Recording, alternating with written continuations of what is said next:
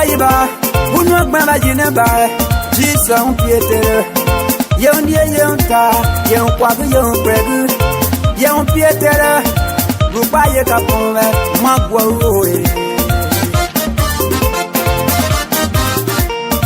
Rupaya Capone, Nala Sonya Rupaya Capone, and Magua.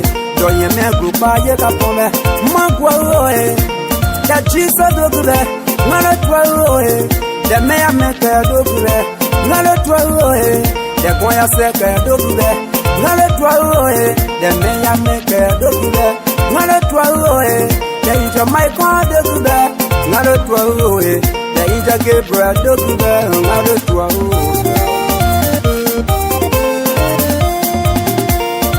Rupaya Capone, Magua. Sonya Rupaya Capone, Yanoko, Rupaya Capone, Yekaro Kame, Rupaya Capone, Yaro People, Rupaya Capone, Yekaro Pido, Rupaya Capone, Yaro Noko, Rupaya Capone, Sonko, Menso, Wambo, the Yabo, Deco. Passer, Merabe, Bonso, Mandaye, Magua, the cheese at the Gube, not a 12, the mayor make a dogure, not a 12, the Inja Michael dogure, not a 12, to Papa where you come from, and I am Wagu.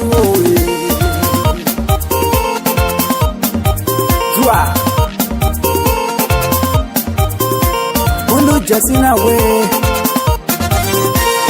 When I sit down there, you are being called, you are being called. You can sit on Swan out of go. You got cheese, so you know. Oh, you papa, where you come from, not a throw.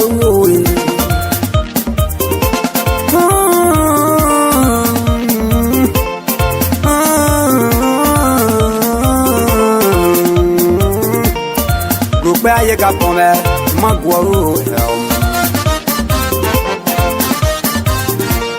That can no young war, no one wonder, man no popcorn.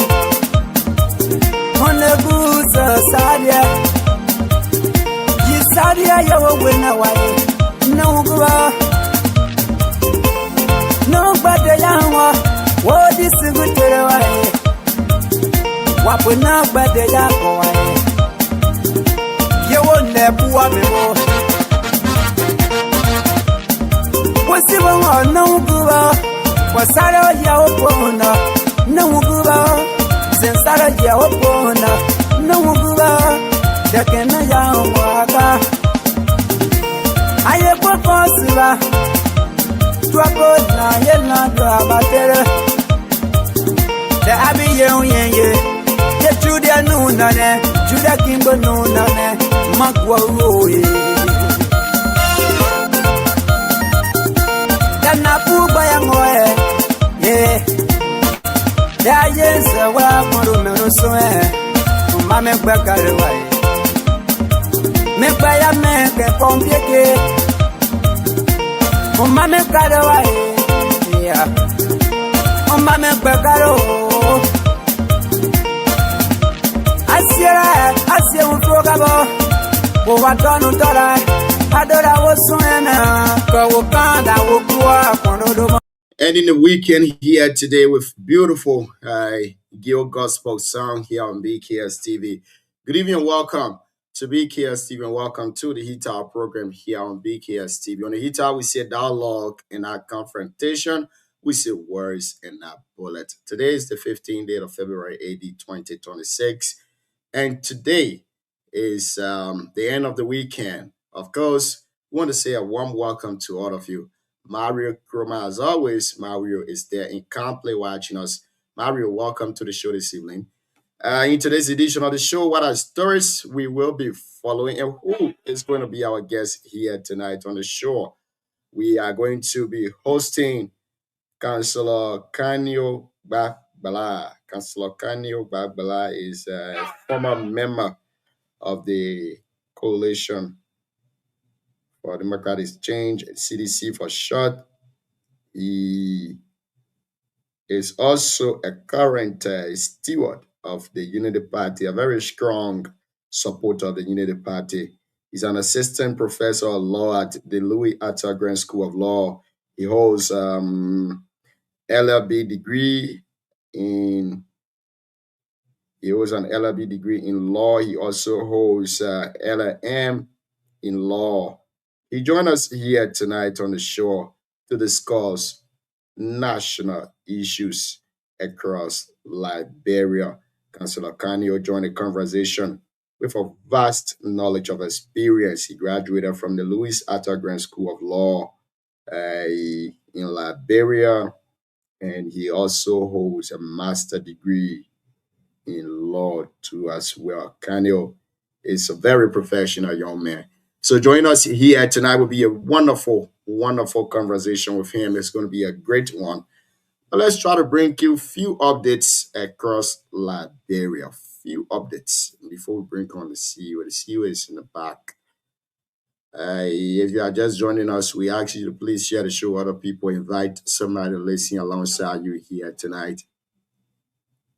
President Joseph Joman Boakai Sr. has called on Africa to take a decisive and unified role in shaping the future of the United Nations, declaring that the global body stands at a historic crossroad that demands bold reform and principled leadership. They are speaking today at the high-level breakfast consultation on the future of the United Nations and the election of the next Secretary General at the Matrio Hotel in Addis Ababa. President Boakai said financial contribution alone will not resolve the deep-rooted systematic challenges facing the UN. A UN that is undefined cannot function effectively, he noted, while emphasizing that the organization problems go beyond money to issues of coordination, leadership, relevance, and trust. The Liberian leader reminded delegates that Liberia, one of only 4 African nations that signed the UN Charter 8 years ago, underscoring Africa's long-standing commitment to multilateralism. However, he stressed that Africa must no longer be a barrier player in discussion about reform and the selection of the next Secretary General. As a continent representing more than a quarter of UN member states, Africa has both the responsibility and the right to articulate its expectation, President Boakai declared. He urged African leaders to reflect deeply on what qualities are needed in next UN Secretary General, someone capable of restoring confidence, strengthening and delivering and navigating a war marked by rivalry and fragmentation. President Boakai concluded with a rallying call for unity, stating that Africa must speak with one voice and help shape a multilateral system that serves all nations fairly and effectively. That's from Addis Ababa, Ethiopia. A trending case in Liberia has to do with the imprisonment of Prophet Key. A lot of legal-minded people, including Councillor Tiawanse Gonglo, former finance minister of Liberia, Samuel Ditua, and a lot of folks have a chip to say with the imprisonment of Prophet Key. As Councillor Kani Ogbagbala joined us here tonight on the show, we hope that he gave us a legal analysis and opinion on the recent verdict that was rendered by the Supreme Court of Liberia. As among many of those people taking or saying their say in the imprisonment of Prophet Key is Nima County Councillor Lawrence Swa. He took to his Facebook page, wrote a lot about the imprisonment of Prophet Key, siding with the opinion of the Supreme Court of Liberia. A lot will be unfolded here this evening on the show. We ask you to invite somebody to listen alongside you and also help us to share the show with other people too as well. Those of you listening to us via radio, want to say good evening to all of you and welcome. Those of you watching us on Facebook and YouTube, we ask you to share the show with other people and invite somebody listening alongside you here this evening. We will go for Vic's musical break, and when we come back, we bring on the CEO and the rest of the folks in the back so that we can start the conversation here tonight. Again, don't get it twisted. You're listening to the Heat Hour program here on BKS TV. On the Heat Hour, we say dialogue and our confrontation. We say words and not bullet. A warm welcome to all of you. Stay tuned and keep listening. We go for this break and we'll be right back. Stay with us.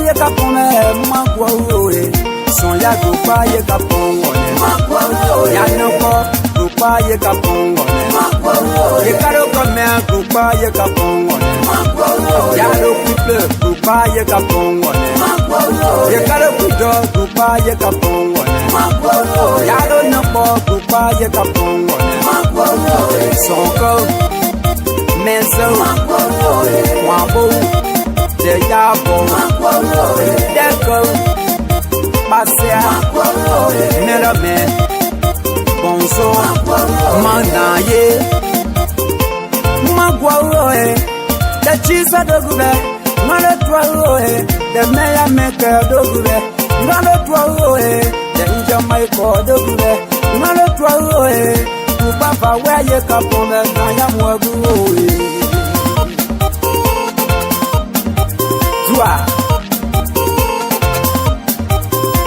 Unu jasina we Wana su do de bai Yo agbeye nko dewo Ye ka se kan suane arokawo. And so let me say good evening to you and welcome to the show here this evening. Prince Paul watching us from Complay City, Nima County. Prince, welcome to the show. How is Complay this evening? A beautiful Sunday here from where I sit. And today is the 15th day of February, AD 2026. I would like to say welcome to all of you and welcome to the Heat Hour program here on BKS TV. What a pleasant time it is to welcome all of you to the show here. Tell us in the comment section that you go for service today. How was it? What was the theme of your message from the pastor today? For me, I didn't go to church, but I pray at home. I was a bit busy. No, you don't let your been there. Know to spin it. You don't let your been there.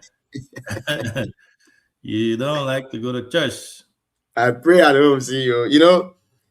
Sometimes I go, but sometimes again, it's wow. The incoming representative of Electoral District 6, Nima County. How you doing?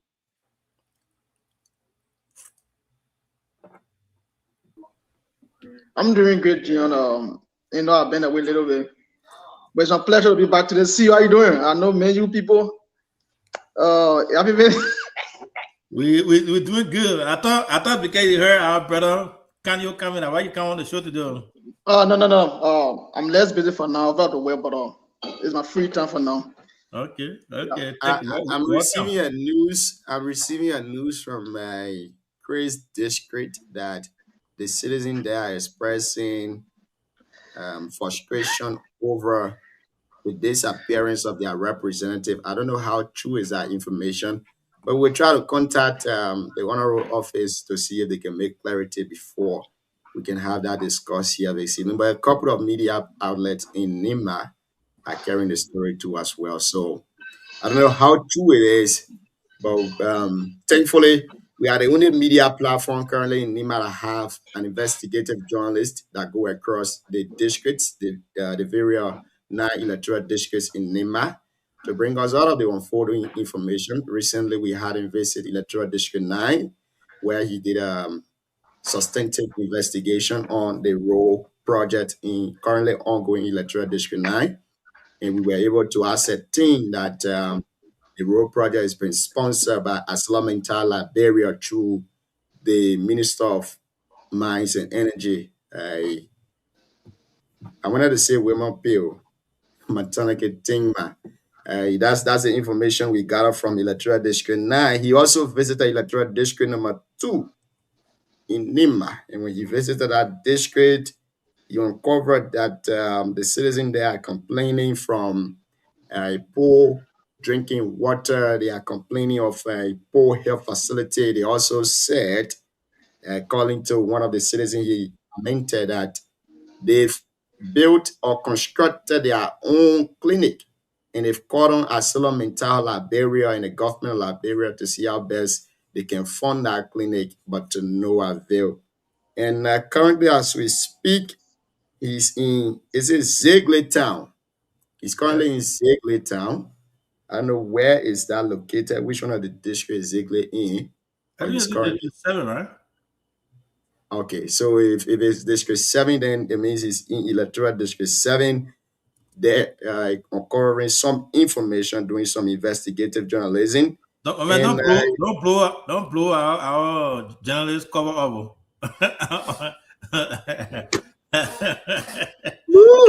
Yeah, don't blow my piggy cover up. I'm an investigator general. We don't tell people where he is.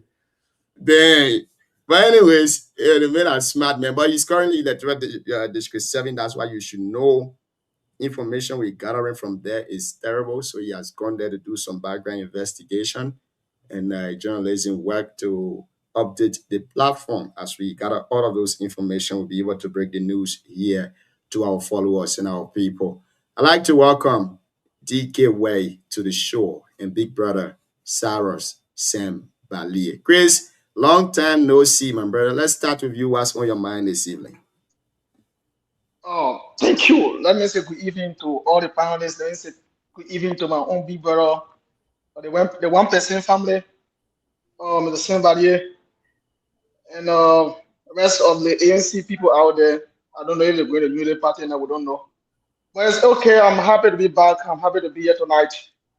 And on funny events that have been going in Liberia, ranging from people saying by the best friend, Prophet Key, continues the other level of the society. They have been very, interested in equal things that Liberians have been following all the time. And again, we're looking at what's happening now in Liberia, precisely look at the governmental sector, where everything has been diverted to Lofa for the education system, to the judiciary, from the judiciary to the presidential level. Again, we are here tonight, and we will be pushing the interest of NIMA. That's my concern for now. Thank you. Thank you. We're here tonight to push the interests of Nima County. Sam Cyrus Balie, welcome. Let's hear you what's on your mind this evening, Chief. Thank you, Junior. Thank you, the great CEO of our time. I missed your call, Chief. I owe you. Honorable, that's okay. Honorable DK Way. My wife, I want to urge you. How are you? So, like I said the last time, sometimes when you take a decision in your lifetime, don't make a decision based on your emotion. I think that some decision can destroy your life if you don't take time. And that, so it's happening now in our country. It's concerning. Some of them, when we spoke the last time, they said, maybe some of our friends were calling me and they said, oh, you're a crazy guy. No, I'm not crazy. Now see what's happening to our Chief Justice now. His picture everywhere. The disgrace that he doesn't want now is everywhere now. Thank you. So I know it's we go a long way with this. We go a long way with this. But is it come back, yeah, we'll come back to you. But our guest is here for a few times. We will have the luxury of time to ourselves here tonight. But then you're cutting me off. Okay, I'll call sorry, you. Chief. No, it's okay. Sorry. Because the guest is here for a lesser time, that's why we had to bring him in so that we can start the conversation. Councillor Kanyo Bala, is it Bag Bala or Bag Bala? Councillor, good evening. Welcome to the show this evening. Good evening, everyone. Can you hear me? Yeah, Can you Yes, hear sir. me? We are hearing you loud and clear. Oh, great, great, How are you great. doing this evening? Apologies, I'm trying to just sort out before my computer goes off while we're talking. Mm-hmm. Okay, now we're good. I apologize. Yeah, sorry, you were saying, I was saying good evening to all of you. I don't know if it's evening. Some people, I believe they're in the States as well. Whether it's evening or afternoon, we bring you greetings. It's a pleasure to be on your platform once again. I see Welcome my to the DK show, Way, strapped in. In the great United States. Yeah, Gio, hold on. Gio, let me say something real quick before you start your show. In reference to DK Way, that Council, I want to say thank you for coming on the show. When DK reached out to you from the genesis of this platform, at that time we were looking for people to come on the platform. We were newly established. We were hustling for prominent people, And when DK reached out to you, you never hesitated. I think you heard a Nima thing to yourself, with your Nima connection, you joined. I personally want to say thank you so much for that. I know I said that in your inbox. I want to say this publicly. We really appreciate you for taking up your time and being one of our first prominent guests. And now you are coming back, seeing how far we've gone now and how far we continue to grow. We hope to grow with you and everyone else. I just want to say thank you so much for that. We appreciate that. Thank you, my brother. Thank you. It's what we all have to do to support each other. But beyond that, you are doing a very critical job of bringing information and critique to our people. And as they say, information gives us the opportunity to make better decisions and to change minds around certain concepts. So it's my absolute pleasure. And whenever the opportunity is available and we have the time, we will always join the platform. But thank you for the kind words. Thank you. Thank you and welcome once again to the show this evening, Council. It's a pleasure having you on here. Some of my law friend I can say you're a legal juggernaut. So having you on here tonight where we got a trending case in the country, most people have refrained from speaking to it. And you too, you've been educating the people on your platform, on your Facebook page. You've been educating people. Your last post about this thing has to do with, you said the limitation of free speech, and you spoke about the critiquing the Supreme Court decision. That's one of the limitations of free speech. Now you're here tonight. I want us to start the conversation with the trending topic before we go to other national issues. Give us the layman understanding of how this entire case went, what led to the Supreme Court decision. Other legal practitioners have been saying the Supreme Court erred by not listening to Article 74 of the 1986 Constitution. They didn't consider that. They take their own decision and all of that. Give us a layman understanding as to somebody who is listening to you way in the interior part of Nima County so that they can understand this thing and how it went. The floor is all yours, Chief. Well, thank you. Thank you. I mean, this is a very good time to talk because the case has been adjudicated. The Supreme Court found Prophet Keys, as he's known, guilty of contempt and sentenced him to 6 months and asked that he file a behavior bond with the clerk of the Supreme Court and publish an apology, I think, for a week in major dailies. I think 5 major dailies, if I'm not mistaken. I believe that the Supreme Court acted rightly and within its scope and its powers. There is no abuse of free speech as some will want it to seem. This is not about the Chief Justice. It's about the institution called the Supreme Court. And I'm going to attempt to lay this out in a way so that ordinary persons can understand. Where I'm going to start from firstly is the argument that a lot of them, by the way, I'm completing an article on this topic. I will publish it tonight on my page and on other blogs as well, because I've tried I've taken my time since the conversation started, and I've been posting tidbits here and there, but I think it's time to bring it all together.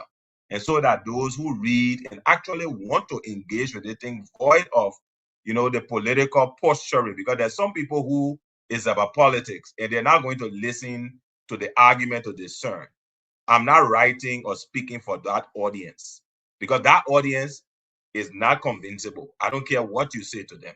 I'm speaking from the objective audience who actually want to see what is the basis of the Supreme Court argument, if that argument and decision is grounded in law. Now, the first thing that they contend when they say that the Supreme Court has heard is that they argue that the Supreme Court is violating free speech.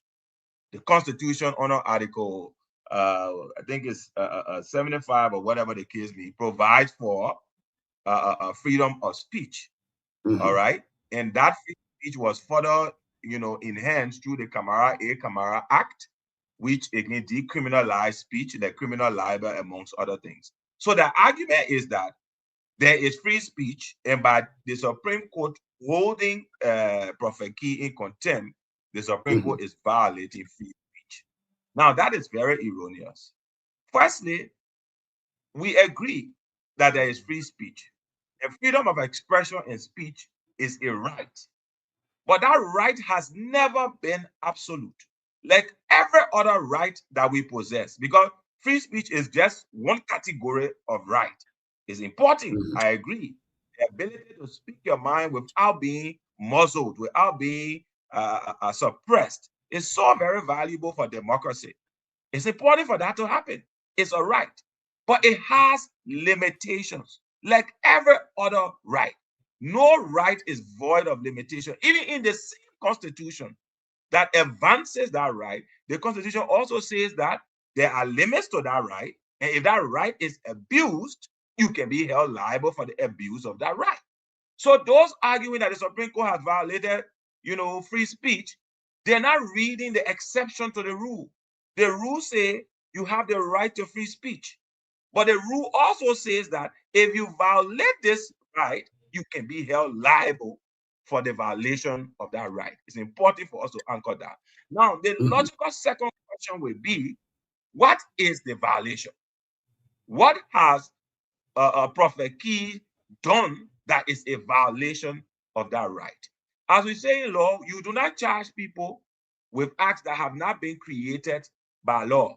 We only charge you with that which is already defined by law. In our laws, the Supreme Court is empowered by our laws via contempt to protect its dignity and its credibility. And there's a reason why our laws provide that protection to the Supreme Court, to protect its dignity and its credibility. I'll give you one simple reason that a lot of people who may be listening to, very accessible, they can understand. On earth, in heaven, we got Jesus Christ and we got God, right? When things go wrong, they are the ones that preside over those matters to bring judgment. On earth, we got the Supreme Court of the Republic of Liberia. We got the court system. But on the top of that court system is the Supreme Court. Absent the court system, there will be total chaos in our society. So anything in our laws, anything that impugns, belittles, degrades the Supreme Court and brings it to a point where it can be disrespected is contemptuous.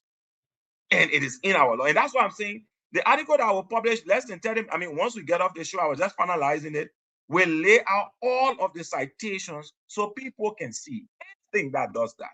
Now, how did Prophet Key violate this particular rule? Our law also provides that where the judge sits, that is the court. The judge and the court are not indistinguishable. The judge is the court.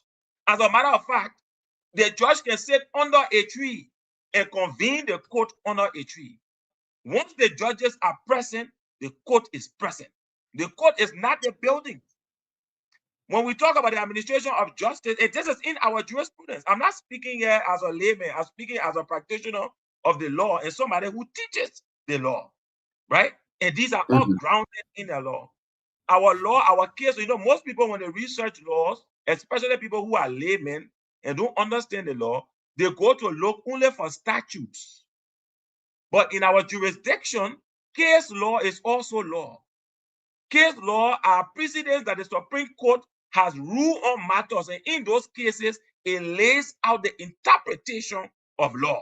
Because it is only the Supreme Court that has the right to interpret law, to say what the law is. Because in statutes, you and I, Junior, can read the same statute in the Constitution or in any other legal instrument. But we will attempt to interpret it based on how we understand it in our unique situation. It is only the Supreme Court that has authoritative interpretation of our law. They are the only ones who can pick up a law and say, this is what the law is. And you and I, whether we like it or we don't like it, we are under obligation to follow that interpretation. And in case law, it is clearly pointed out that the judge and the court are one. The judge is not separate from the court. When you disrespect the judge, you call the jurisdiction of the court into question. It's just like saying you are in your house, right? You are the head of the home, you're the man. And somebody say, I can insult Junior P anyhow, but not disrespecting his home, because he's different from his home. But people who are passing around will say, but what kind of man is Junior? That man, they get cussing all on the street. He don't want to go to your house. He say he man in your house. He not man in your house. They're cussing him on the streets. And it is in the thinking of the law that you cannot insult a judge because you ridicule the court. And if a judge is insultable and his family is insultable and the court can be ridiculed, then we risk going into chaos because nobody will respect the jurisdiction of the court. And this is not my opinion. This is case law. This is Liberian law, Liberian jurisprudence. Since 1861, this has been the position of the court. As late as the Ronesier case, which was like a couple of years ago, it has been the consistent position of the court. It's never changed. So, number one, free speech, let me just end on this note. Free speech has never been absolute as a right. It always has its limitation. When you abuse it, honor our laws, you will be held accountable for the abuse. Prophet Keys abused his right to speech because he sought to denigrate the court by attacking the head of the court. The court and the Chief Justice are indistinguishable. They are the same. And any attempt to call the court into question is to undermine its dignity and integrity and to expose it to ridicule, and that is contemptuous. And this position is not only unique to Liberia. I don't know why people don't know this. People who live in the U.S., which is known as the bastion of free speech, they have codified laws. The court in the U.S. can call you into contempt. Journalists have been jailed in the U.S. for flouting the rules of court. And the rule of court is that you do not belittle or denigrate the court. It is only here in Liberia that people think that we should operate outside of the margins. What the Chief Justice has done is to reinstitute the respect of the judiciary. People can criticize rulings of the court. People can say, we believe the institution is corrupt. They can look at ruling and say, we disagree. But you cannot go on a public program that insults the very essence of the person who heads the judiciary and call it into question, and you think you can be held accountable. Now, finally on this point, because I know you may want to ask question, is this type of contempt for abusing speech, is it available to everybody? Absolutely not. No, it's not everybody. If Prophet King calls you and I as ordinary citizens, we will have to sue him in the court system. We can sue him for disorderly conduct because uttering vulgar language is also a misdemeanor under our laws. Even while free speech is protected, it's a misdemeanor under the penal code. We can sue him. We can sue him civilly for defamation of character. We can sue him because we are ordinary citizens. It is only the court in our jurisprudence with that contempt power that is in case law that you cannot do this to. And the reason is simple. There is only one place we go for arbitration when there is a matter that has to be resolved. Even the president, after being president, can be taken to court. Legislators can be taken to court. Anybody, no matter that standing, can be taken to court. Therefore, the court must always be in a position where its standing and its ruling cannot be called into question to the extent that it will expose it to ridicule. And Prophet Key's action was clearly hyperbolic, and it needed to be remedied. And I agree that the court, and that's why you see the ruling, people want to make it about Chief Justice Bassey. And there's always about Justice Bassey and Justice this and that. That ruling was signed by all 5 justices of the Supreme Court. All of them. No one dissented. Every single one of them signed it. You know why? Because they know that the Supreme Court is an institution. And the Chief Justice is the head. He represents the court. When you attack the Chief Justice in a form and manner that a social reprobate who calls himself Prophet Key attack the Chief Justice, you attack the very foundation of our judiciary. And the court acted swiftly and timely, and the message has gone across. It went across before on Rodney CA. It has gone across again today that the court is sacred. You don't have to agree. You can disagree, but there are ways in which we disagree. You can use certain type of words. And he said words are to be used, but foolish words, denigrating words, ridiculing words, obscene language are not to be used against the court. And not just that court. Any court, for that matter, magisterial court can hold you in contempt and it will drag you to a common jail, as we say. Because if we don't have those courts in our communities, chaos will be the result. Thank you. You've laid the basis, and I think many laymen listening to you right now have understood what went on in the Supreme Court. Now, I will ask you, you've answered most of the question in your explanation, and one of them I wanted to ask was whether an ordinary citizen can sue for contempt. Now that is clear that an ordinary citizen cannot sue for contempt. I want to take you to Article 74 of the 1986 Constitution. Article 74 says, in all matters of contempt of court, whether in the Supreme Court or other courts, the penalties to be imposed shall be fixed by the legislature and shall conform to the provision of fundamental rights and laid down in this Constitution. Now, as it stands, the House of Legislators have not passed any other law outlining the penalties for criminal contempt and civil contempt. The Supreme Court took her decision based on her decision. Even though the law is there, that the Supreme Court has the power to hold any other person in contempt, but the legislators have never made any other law outlining the penalties. What say you on the Supreme Court decision according to this Article 74 of the Constitution? Thank you very much.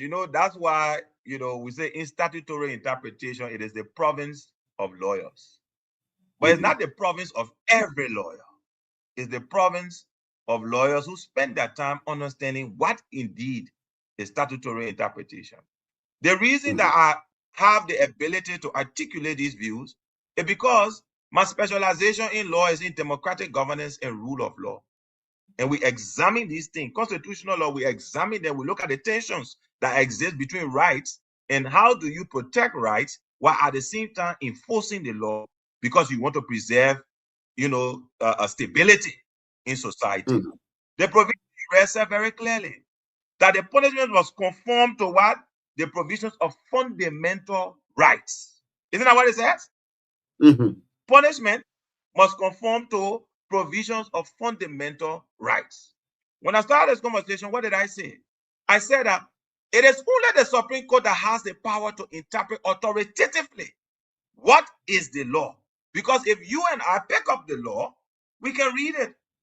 And opinions are just like noses. You read it, you will give your interpretation. I read it, I give my interpretation.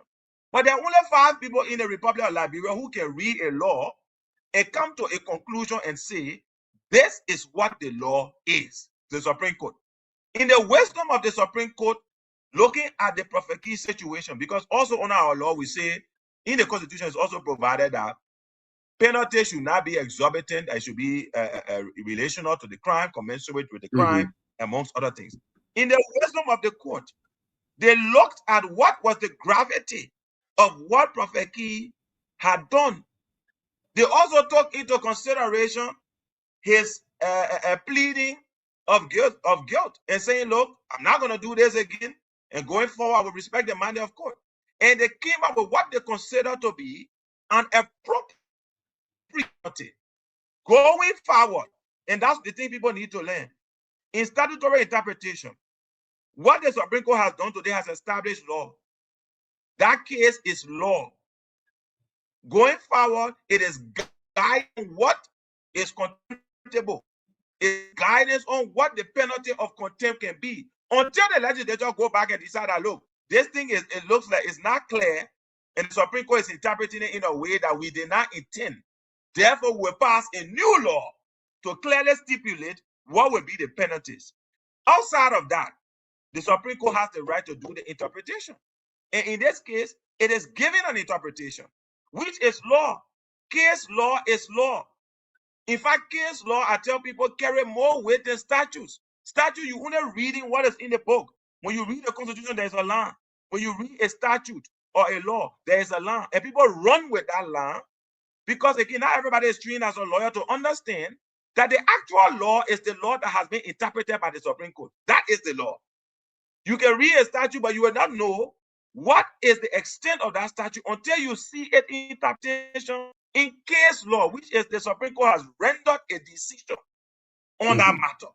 For example, I'll give you one quick example just to illustrate this point, right?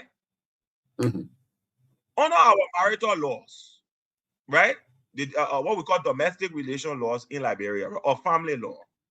Yeah. It provides that, under our family law, right? It provides that the child is the property, I mean, I'm just using words loosely, of the father, right? Father has right to their children. Isn't that so? Yes. Yes. That's what's on the books. But if you look at how the court has been consistently ruling, the current definition is that the child goes to where its best interest will be served, and not necessarily to the father. But popularly, people always say, oh, the man can take a children anytime, they can take a children anytime, because that's what they read in the domestic relation law. But the current case law does not say that. The law has evolved in interpretation to a point where the Supreme Court has said the person who keeps the child or custody of the child upon separation of the parent, the person who is in the best interest of the child. And the Supreme Court lays out what constitutes best interest of the child, who provides the mental environment, the psychological environment, can take care of the child. It's not just about the person who can provide money.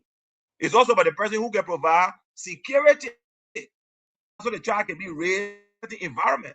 But people who don't know that, when they pick up the statute, which is domestic relation, they say custody upon dissolution of marriage or separation.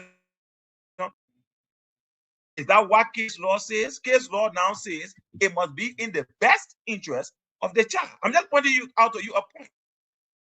These are the things that when the courts act, and people, I say this, not with any disparaging intent, but people in ignorance do not understand. Then they start citing statutes, but they don't understand how statutes are being interpreted consistently that have evolved into law by case law. It is only the Supreme Court that can tell you what the law is and to interpret the law. Thank you. Thank you very much. Again, folks, if you are just joining us here tonight, you are listening to the Heat Hour program, and we have with us Councillor Kanio Bagbala. Councillor Kanio is assistant professor of law at the Louis Arthur School of Law in Liberia. He joined us here tonight as we discuss trending national issues, and one of them has to do with the imprisonment of Justin Opa or Omen Yezian. That's the trending case currently in Liberia. Folks, our guest is here for a few time. Therefore, we ask all of you to maybe ask one question each. And after that, maybe we can go to other issues or we can let him go. CEO, let's start with you. And after you, we go to DK to Grace and the rest of it. DK to Madam Lorena. She's the lone female, so we got to go to her. So I personally look forward to... Alvin, 1 second. Alvin, you will come. There are people here who support, who are against the court decision. Can they ask their question or speak so Councillor Bala can address that? But that's what we're going in circles. They most definitely will. Yeah. They definitely will. Because the purpose of this conversation here tonight is for the layman to understand what the court said. And all of us here, we are laymen. The only person here that has the authority to interpret the law because he's satisfied is Councillor Kanyo. So all of us, the things we've been saying on the platform, they are all our own understanding of what the interpretation of the law is. So we're asking all of the questions so that he can better explain to us in our layman understanding. Go ahead, CEO. Yeah, I was saying, you know, when I talked to him, we had other topics to discuss, but because of time constraint, Council, if you don't mind, we'll keep all those questions aside and just, you know, have you answer this whole legal thing for a short time, and then we can bring you back in the future to discuss other national issues. Because I personally, I don't have questions. He's answered all my questions so far, and I look forward, Councilor, to your article, to reading that in details and also sharing that on our platform. So I will have the other people ask questions. Thank you. So we'll go to Madam Lorena. She's the lone female. And after she's asked a question, we'll go to Grace and Grace to the other people. Again, folks, bear with us. I know you got a lot of questions to ask Councillor Kanyo about his syncretism movement and all of that, but let's stick to this PK issue. We'll ask him to come back the next time for all that one. We'll just stick with the legal thing. Yeah, CEO, thank you and welcome to our guest. And for those of you who don't know or who may not know, our guest is also our nephew.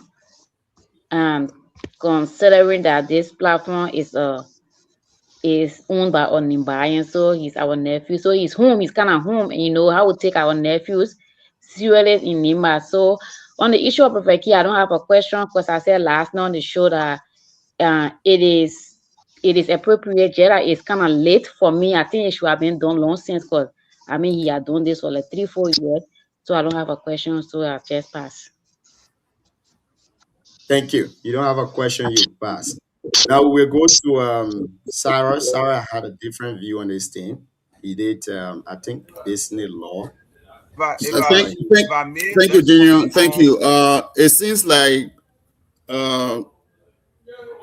thank you, Kanyo. Thank you for being on the show. So it seems like Kanyo came on the show as a lawyer, but he just explaining without giving me any citation in a law for me to follow, for me to see, just explaining. How do I even know that the Constitution that you're referring to, the case law, you're all over the place. The case law, give me some reference. As a counselor, when you come to a show and you want to educate us, you have to give us some citation, some articles. The case law you're referring to, so even let us know these are the area that you guys can even go there and read the law for yourself. Even though we may not know how to interpret it as you claim, but everybody has some little bit of layman understanding of law. So can you tell me, let's go to the judicial law of the Republic of Liberia, 1972, Title 17.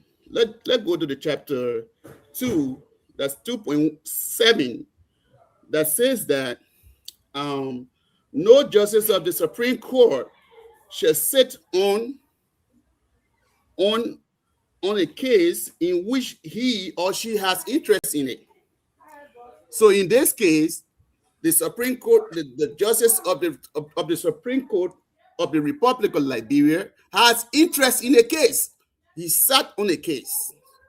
So what he would have done, if he believes that Prophet Key brought the case, the court, to public ridicule, especially that related to him, what he would have done to the Liberian people, or for the Liberian people, was to reclaim himself.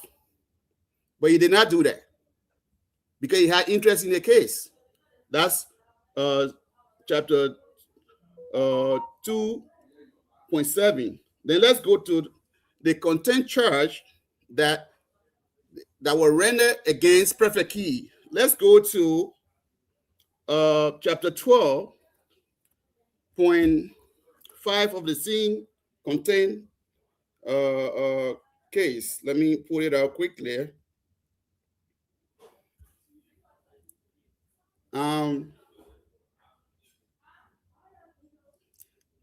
So sorry, I was ready for it, but anyway, so let's go to the 12.5. Diana, you ready for it? But you start.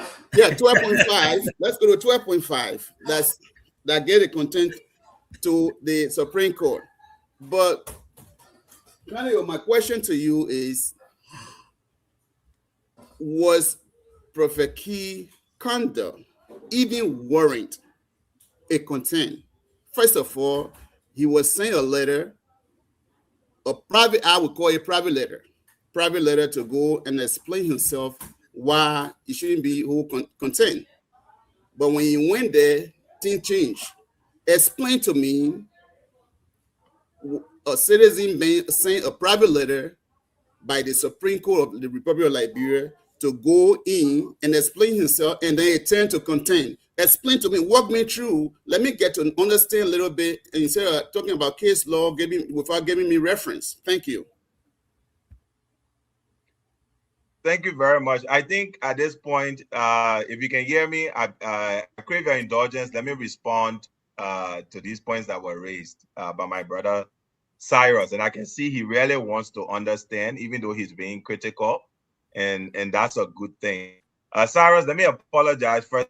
To be having conversations, you don't want to become overly technical with the conversations, right?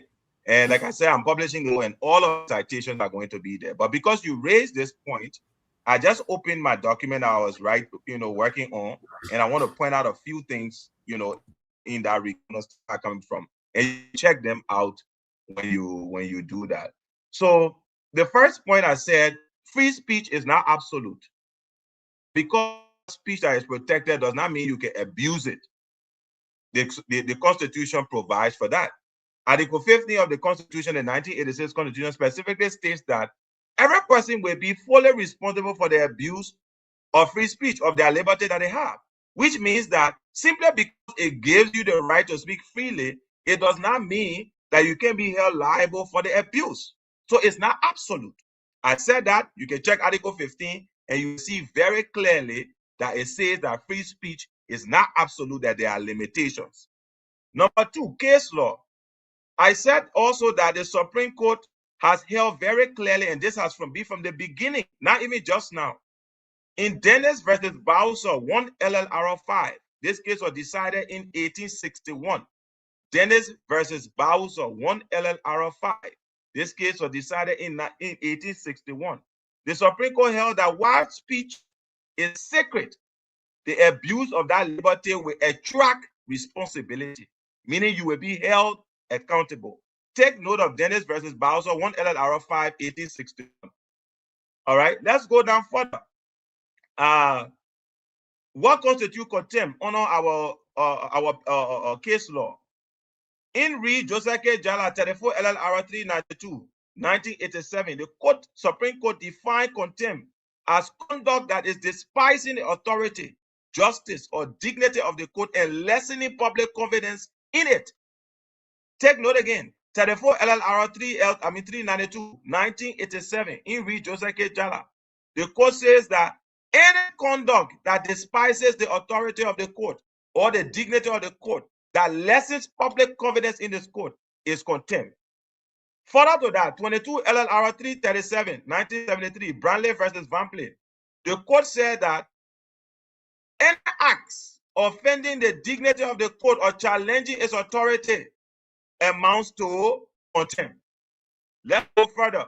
In AB Riggs and all, 4 LLR 58, 1934, the Supreme Court held that the power to punish contempt is a necessary incident of every code of justice. 4 LLR 58, 1934. It started a long time ago, 1934. The Supreme Court held that the power to punish contempt is necessary to every code of justice. Like I said earlier, it is not only the Supreme Court that can hold in contempt. Even magisterial courts can hold in contempt because it's necessary to preserve the dignity of the court. 8 LLR 164, 1943.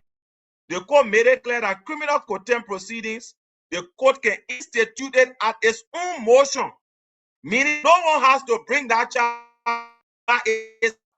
Sua motu, the court can institute those proceedings. 8 LLR 164 1943. Please take note of that. When I talk about free speech, that be absolute American jurisdiction. You are check out 18 401. But Councillor, please. Let's Councillor. No, give me a chance. I'm giving you citation. I say go check it.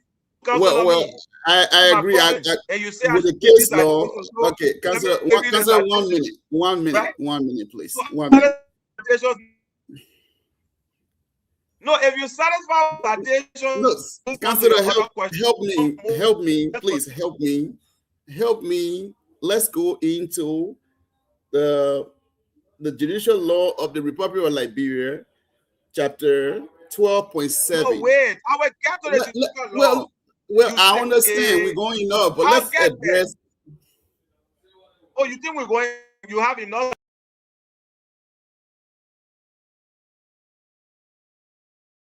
Yeah, I think the councillor dropped. Bye. Hopefully he rejoin us. Sarah, I think he's answering your question as per the way you asked them. So let's give him the opportunity to answer them in lines and all of that. You asked him to give you case law references, which he has done. And I'm pretty sure he's going to the aspect of the judicial law. Welcome back, Councillor. Go ahead. Just now, am I back on? Yes, you're audible. So there's a litany of other issues I can give. But like people take statute, constitution, for law to read.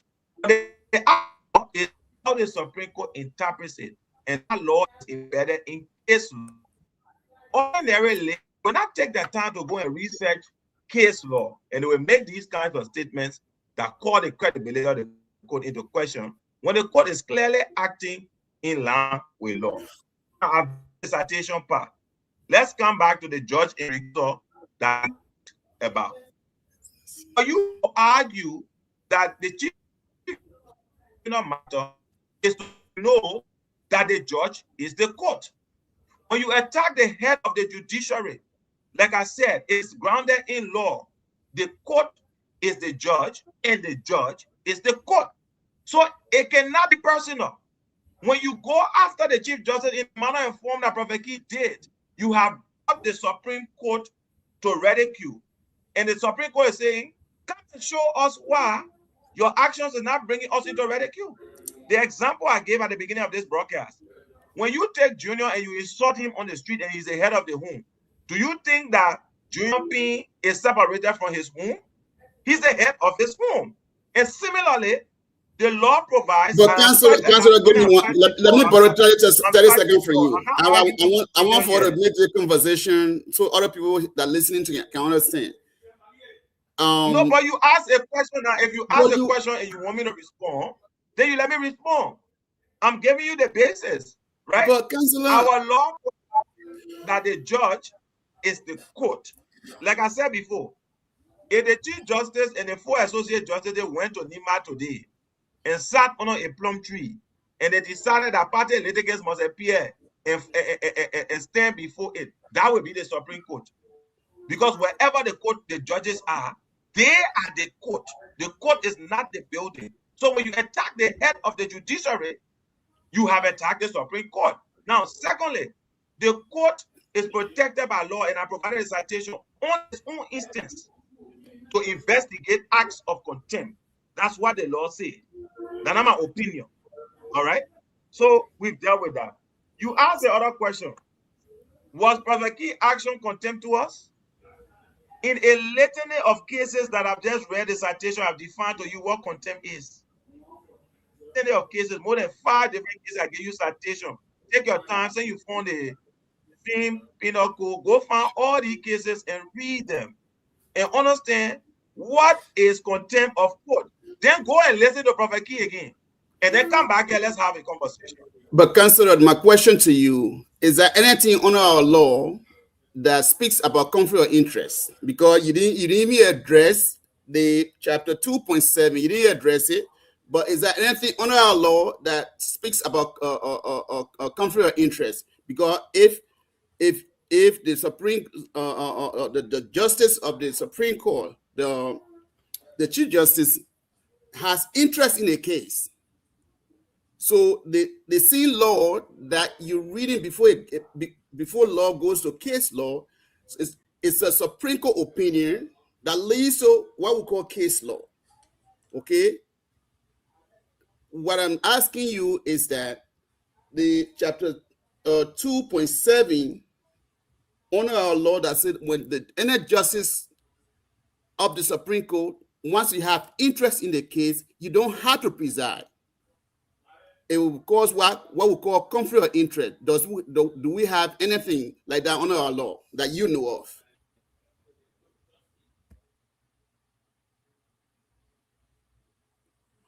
Yeah, I Can I think the respond council now? is happy.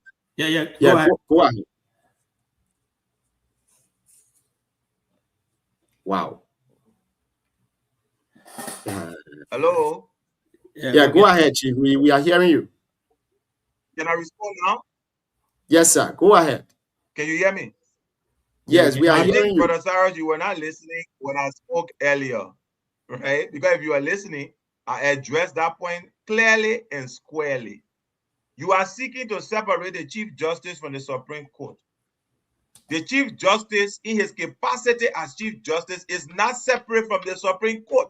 He is the embodiment of the Supreme Court. And this is reflected in our case law. Wherever the court sits, where the Chief Justice is, he's an embodiment.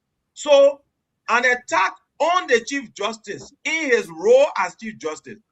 This guy didn't say, Chief Justice, in your private life, you beating your wife and you fighting people all around. No, he called the Chief Justice into question in his administration of justice, in the way he is leading the court. It was very clear. And the law is very clear. Whenever you seek to belittle or degrade the Supreme Court in the administration of justice, that action can be found to be contemptuous. That's why he was summoned. So there is no conflict of interest, because for conflict of interest to lie, you want to separate the Chief Justice from the court. The Chief Justice is not separate from the court when it comes to the administration of justice. I'm arguing law. I'm not arguing how people feel. I'm not arguing opinion. I give you all of the citations. You can go read it and see what the law said, and you can stick to your opinion. If you want to change it, go back to the legislature and tell them to write a law that clearly states that contempt of court should not exist. But there's a reason why it exists in our laws. Because for times like these, when people believe that they can override the institute that preserves stability in society and just say anything and do anyhow and expect that nothing will be done. Like I said, the court system that God on earth, every matter we have now, we're not doing it another way. You go to court. So any attempt to bring that power to ridicule is contemptuous. And the court has acted in line with the law. Go research all the citations I gave you. Don't just read statute. Statute are easy stuff.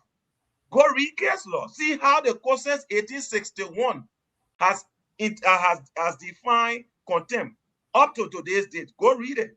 Then we can have a conversation. The Chief Justice is not different from the Supreme Court. I think that's clear. I think that's clear. You know, the council has made a point.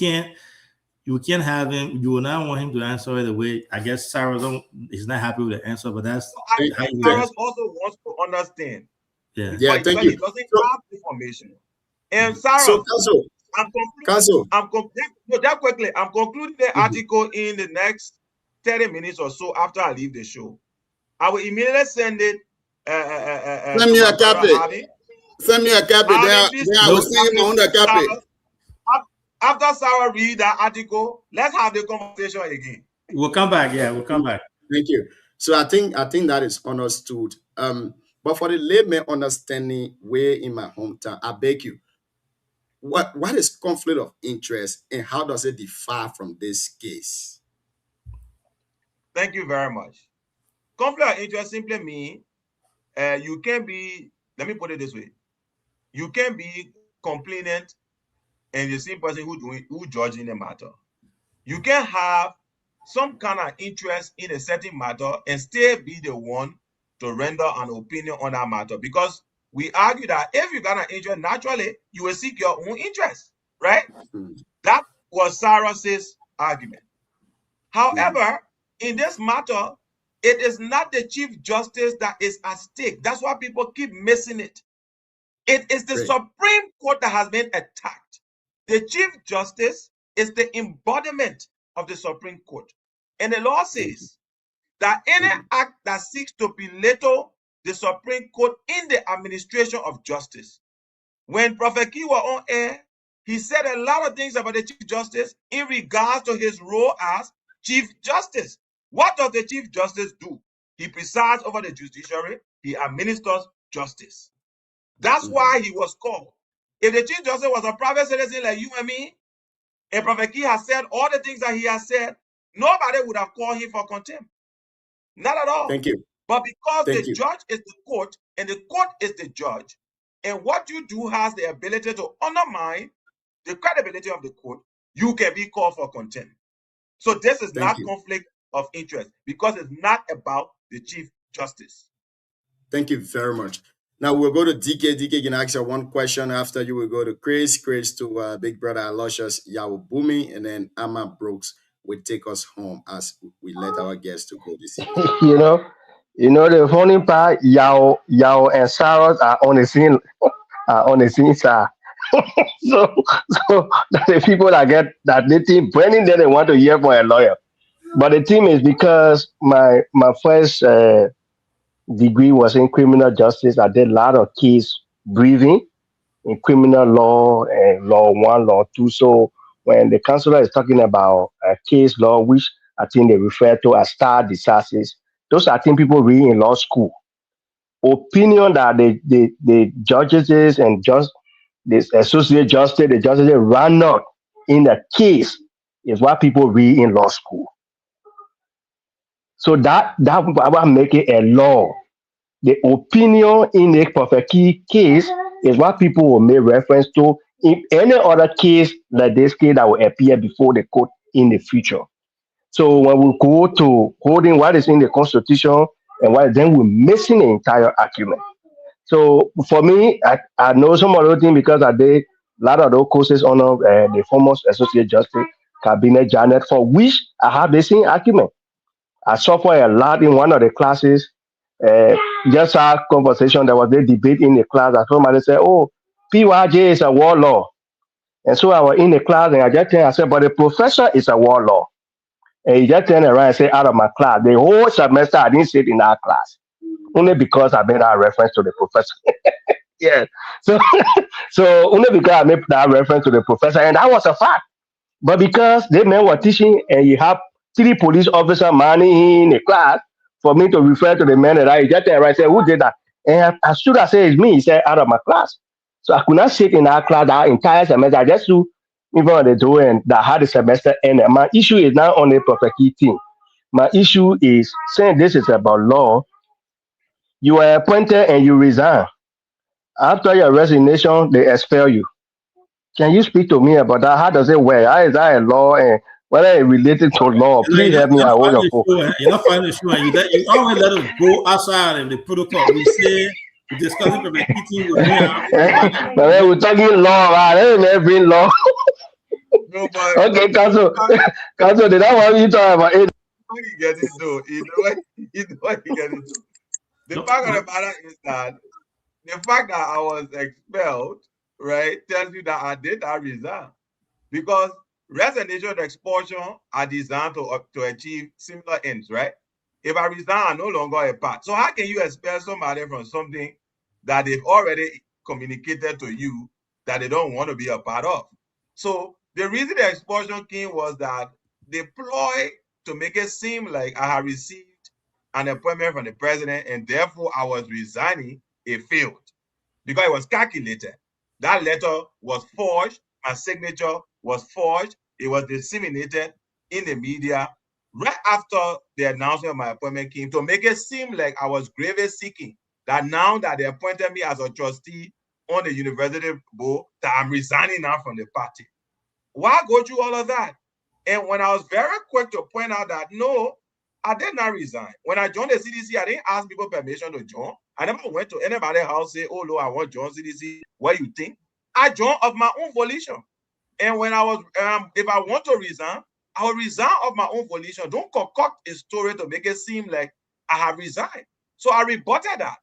The minute I rebutted that, that's when the expulsion followed, because the whole idea of making it seem like I was being obsequious and trying to seek glory because I was appointed, it had failed. So the only option was that, oh, you're expelled. And even the expulsion, there was a lot of views here and there. People resisted it, but then when the order came from wherever it had to come from, as they say, all soldiers had to fall in line. I had to be expelled. But again, I mean, CDC, harbors a lot of my brothers and sisters. We have excellent relationships there. So that is not going to change. As they always say, men have left and men will go. Today, my own brother, Dr. whoever thought that he will leave the party and go somewhere else. Today, he's somewhere, he's doing his same business. So people who have become so iconically associated with the party, either due resignation or expulsion, or they never go.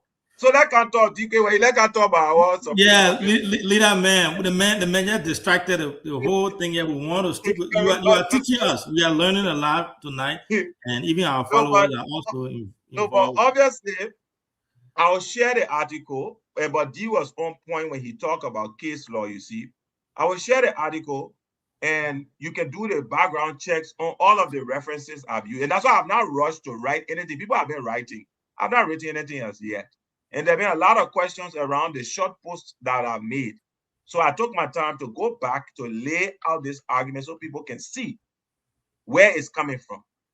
This is not the Chief Justice in a personal matter. The Chief Justice by law, as so long as it concerns the administration of justice, meaning how you handle the court system, he is the representation of the Supreme Court. It is the Supreme Court that is being brought to ridicule, not the Chief Justice, because he is the head. That's why the ruling that came. Associate justices are independent people. They can dissent, and they've dissented in different cases. They've had different opinion on matters. But on this matter, all of them signed onto it, all 5 of them, because they know that it is not the Chief Justice, it is the Supreme Court. So that is the issue. As to contempt, it's clear in our laws. Since 1861 up to today's date, case law has defined contempt consistently. Any act that degrades the Supreme Court and exposes it so that there is a lessening of public confidence in the court is contemptuous. That is the law. If you don't want it to exist, we got lawmakers in the House. Petition and write new laws, say get away with contempt from the books and let them go and pass it. But there's a reason why the Constitution and our law provided this protection to the court. It does not give that protection to anybody else.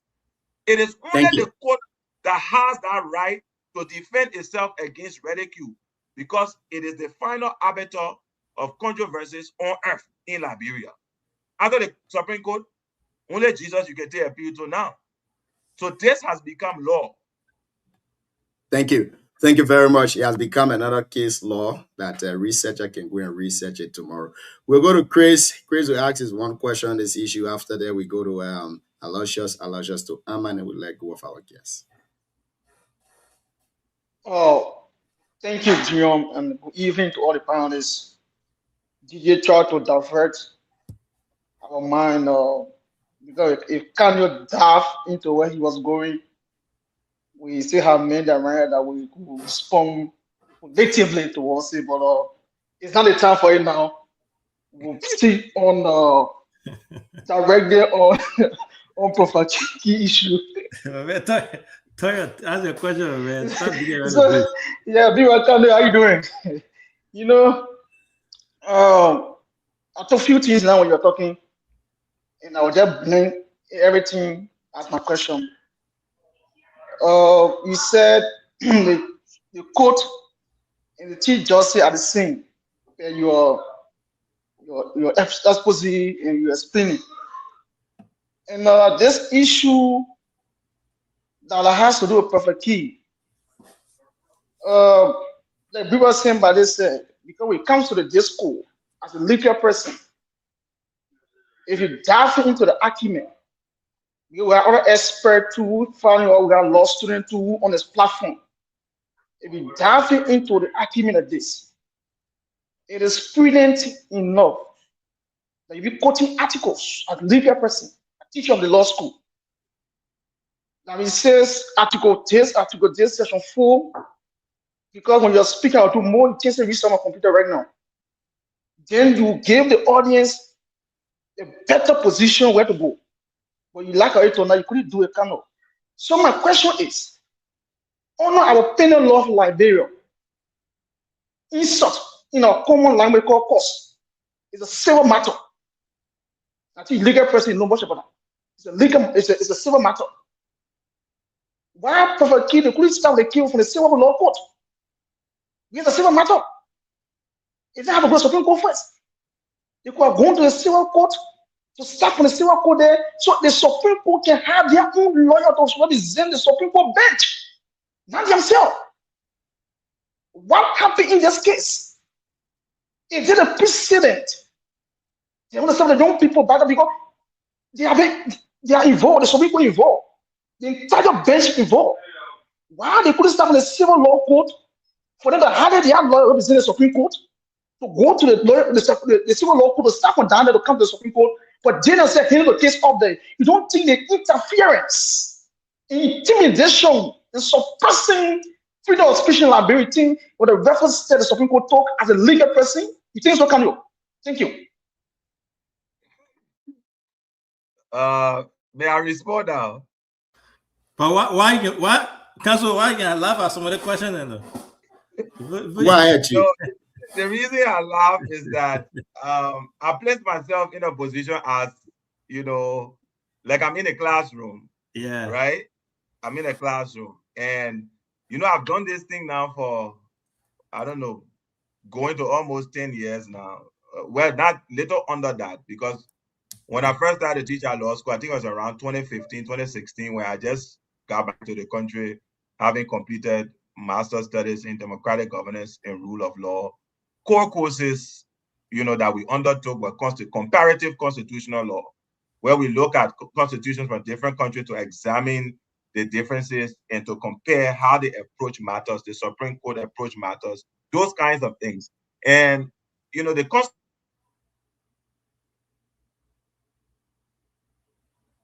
from my brother Chris, it is born out of, and I say this. Hello, am I back? Sir. Go ahead. Yeah, you broke in there for a little bit. Hello. We are hearing you, Chief.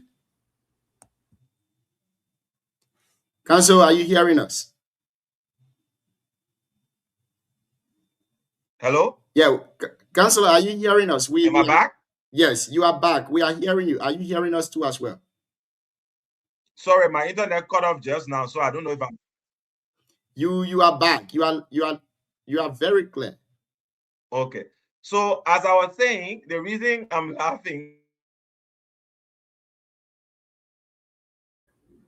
Yeah, they never not giving. You see, when all the opposition man will ask question, they can get the council internet hard time, but he will be back. CEO, do we have the power? Have I lost your eyes already? I see a lot of looking so blue. CEO, if we had the power of contempt, let's hold Mark Leon in contempt. Mark is following the show, but he's not joining through the link to have the discussion. Yeah, so if we had the power of contempt. But CEO, 1 minute. I think I told Cyrus and that of Gideon the other day. I said there's a precedent case on that. I'm gonna beg you. The guest is back. Go ahead, Chief. I apologize. So as I was saying, to my brother Chris, and why you see sometimes I laugh. I've been doing this thing now for almost a decade. Having trained specifically for this purpose, and having been training lawyers, actual lawyers at the Louis Arthur Grant School of Law, people who come in green through orientation, through the classroom, and see them graduate and go to practice. So I've seen how people come in, smart people with their own profession, with learning from other areas, and come with very solid views about how they see things. And I see how they transform over that 3-4 year period, being exposed to what actually the law is. He asked a question, he said, why didn't this case go through the circuit system? 2 reasons. First reason is, for it to go through the circuit system is to agree that the Chief Justice is different from the Supreme Court. And I've already dispensed with that. Consistent with law, in the administration of justice, the Chief Justice and the Supreme Court are one. They're not different. They're not the Chief Justice's personal issue. The attack on the Chief Justice is tantamount, because he is a representation of the judiciary, to an attack on the foundation of the Supreme Court itself. So it is not a personal issue. If you and I, in our personal capacity, were insulted by Prophet Key, our recourse will be to go through the court system from down until we get to exhaustion. Because it is the head of the judiciary, or any justice for that matter, not even just the Chief Justice, that matter, it becomes an attack on the institution, and therefore it is contemptible based on the several citations are provided.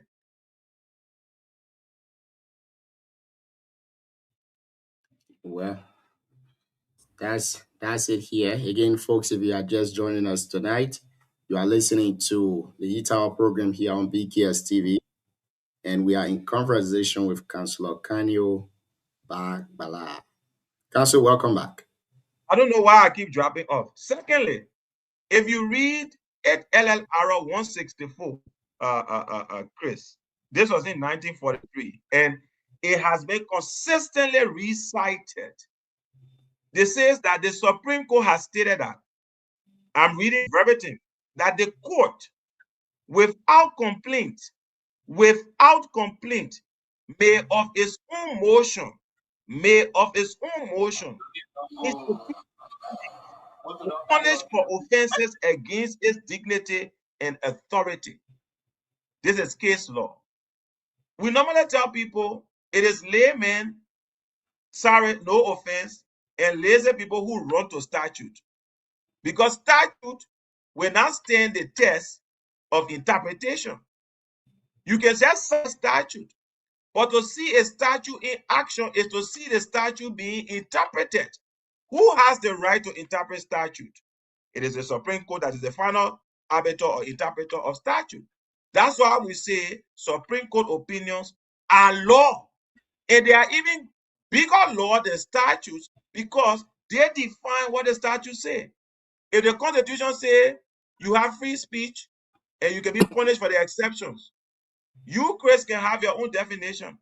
How can you have my own definition? If we disagree, the matter gets to the Supreme Court. The Supreme Court will make a decision. This is what the Constitution is saying. This is what it means. Whether we got our own interpretation, it does not hold water. Every other lawyer who files a case and seeks a citation, Chris, they will not come for your interpretation. They will not come for my interpretation. Guess whose interpretation they're going to go for? The Supreme Court's interpretation. That's why when we cite law at our level, we don't merely cite statutes. We cite case law, precedents, because it is statutes that are being interpreted in case law. When something happens and a statute is brought into contest, that's when a case arises. And that's when the Supreme Court renders an opinion on that statute, and it becomes law. That's why we cite these cases when we are talking about it. It's easier for me to go tell you, say, go to the Constitution, Article 15, say this. But if there's a confusion of understanding of Article 15, how do we interpret Article 15? Who has the right to interpret Article 15? It's the Supreme Court. So when you are looking for your liberties and your rights and how they are being interpreted, you go to look at previous Supreme Court opinions, right? And it is not the first time. There are certain cases that the Supreme Court exercises what we call original jurisdiction. Cases that of a constitutional nature, some of them start in the Supreme Court. Contempt proceedings that affect the integrity of the Supreme Court originate in the Supreme Court. It does not go through the court system. And this is consistent with law. All right? So this one, again, I'm not arguing opinion. I'm not arguing feeling. I'm not arguing whether you agree or you don't agree. We normally tell people the law is the law. If you disagree, go to the legislature. Tell them that this whole provision that we have in our law of contempt that is intended to protect the Supreme Court from being abused and ridiculed, we don't like it. write a new law and take it out of our jurisdiction, and there will be no more contempt. But until it is removed and it remains there, and it is put there as a tool to protect the court from unwarranted abuse, because when the courts crumble, we have instability. It is only the court that preserves stability. Police arrest you, they carry you to court. You violate, they carry you to court. Man, be a wife, you go to court. You steal from me, you go to court. You curse me, we go to court. If we open the Pandora box of allowing the court to become the whipping boy of any foolish person, then you affect the very foundation of the stability of the state. That's why contempt proceedings are in our rule of law jurisprudence for, to protect the court from that kind of attitude. You and I and other people are not protected because we don't have that role. So if Prophet Key were to insult me or you, that matter will be proceeded with differently. And that's why people don't understand. They think this contempt protection of the court extends to everybody. No, it does not. It is unique to the Supreme Court for the reasons that I have outlined previously. Gio, can you please get a 5 seconds, please? Wow. Thank you, Council. So the council got less time with us, Chris. Let's give you the 10 seconds and nothing less than that. Go ahead, Chris, very shortly. Okay, thank you. Kano, when you are speaking as understood, when Daphnia, now you say Supreme Court and the Chief Justice are one involved. Now, same body talk about interference. The same Supreme Court law, your policy says, are not any of the judges involved into any case. They can preside on that case. As a legal person, you know about that. I mean, you already answered that question. You already answered that question. Let Chris exhaust himself. Let hear what he says. Go ahead, Chris. Chris, go ahead, Chief. Yes, you want to get a clarity from here because we don't want to get this out there. The reason I'm asking this question is Supreme Court still have the rule in the judicial system that any lawyer that they accused of being involved into issue or they have issue against somebody, they cannot preside on that case. Now in that case, the Supreme Court have been involved as per Cameo explanation. Now they presided us on the case to prosecute him. You think justice was being served? It's our concern. Thank you. Thank you. Yeah, I'm not a lawyer. Again, the reason, sorry, Chris, if you felt offended, here's why I said that, because we're all on the show, we're listening, and because of time, Cyrus asked this question more than twice that has to do with conflict of interest. Council has explained that more than 3 times, so I don't think we should keep going back to it. I'll leave it with you, Council, if you want to answer that. No, but Council, I want Council, please add it. Council, please add it into question who they wanted to preside over the case. Beside the 5 judges, who you wanted to preside the case over the case. Right. I see Chris, and a lot of people look. I don't think, like I said before, normally my positions on these matters are targeting those who actually want to understand whether there is a legal basis, a rule of law basis that supports or underpins the court's action. Those who are operating purely under political, persuasion, I don't care how we explain anything, ABC, 1, 2, 3, SOSO, GO, go, it will never make sense to them. Because the whole idea is that it's of a political nature. But if somebody who really just wants to understand the rule of law approach, then they will follow. And I've said this over and over, Chris. In the administration of justice, the Chief Justice is the Supreme Court, and the Supreme Court is the Chief Justice. He is the embodiment of that institution. Contempt is specifically placed in our jurisprudence. Like I said, it's not only the Supreme Court that has that power. Even magisterial courts have that power. When you are involved in a civil matter and they issue that summons to you, they say, come to the court.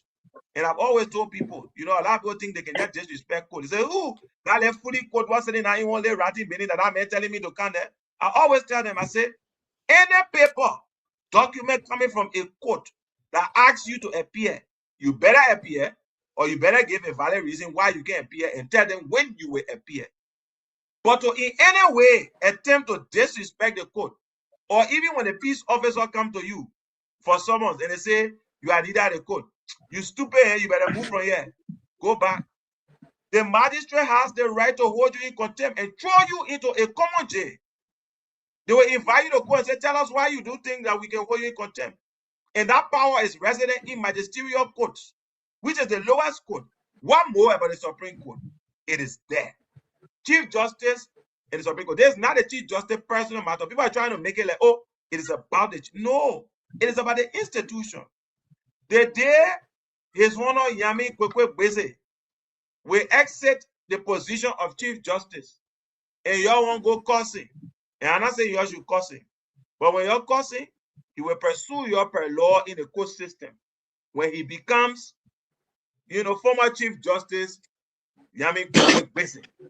But as of now, where he is Chief Justice of the Republic of Liberia, any acts that belittle, degrade, that exposes the court to a position where the public will start to lose confidence and trust is contemptible.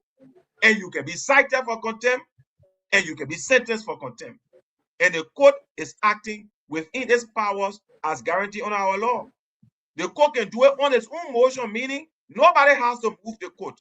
By moving the court, meaning somebody brings a complaint. In the case involving the dignity of the court, as I pointed out shortly, the court does not need to have a complainant.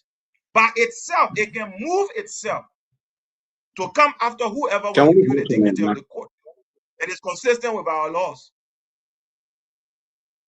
Thank you. Thank you very much, Counsel. As I'm listening to the conversation tonight, I'm learning a lot that I have not learned in my 3 years of law school. I'm learning a lot tonight from you personally. And just allow me to chip in there before we go to the other people. Conflict of interest, in my understanding of what I've learned in constitutional law is, for example, the Circuit Court judge's son was killed. He was murdered. And that case is taken to that Circuit Court. And the judge is the presiding judge of that case. He will have to recuse himself because he has personal interest within the case. But for this one, it is contempt. And what I learned is that the Chief Justice was not even the one that presided over that case. It was the Associate Justice that presided over it. That's why she read the ruling of the case. So I think they should be understood to all of us. And let's move on with the question from there. We'll go to Aloysius. Aloysius will ask us one question, and then Amma will take us home. Our guest will close us home. Yeah. John, thank you so much. And thank you to every one of you in the studio there. You have been a while now. And thank you to my people, somebody. I've been watching you over and over. Thank you for coming. And to our counselor, thank you also for being here because we all need clarity on this matter.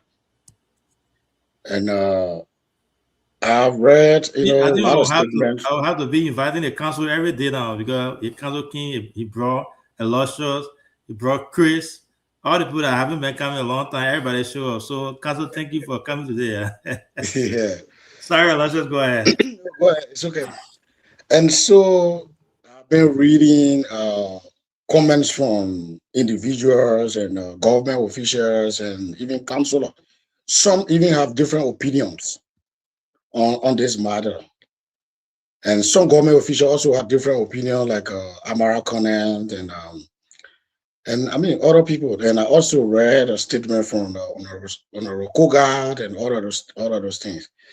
And some of the things that I understood from their statement is that, especially with Honorable Kogard, like caution is not part of our value.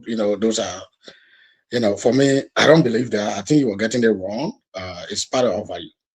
It's part of our culture. Caution is part of our culture. We learn it. We are taught how to cause, who to call, and when to cause. So Honorable Kogard got it wrong 100%. I can prove that. And another the main thing here is with the issue of perfect key,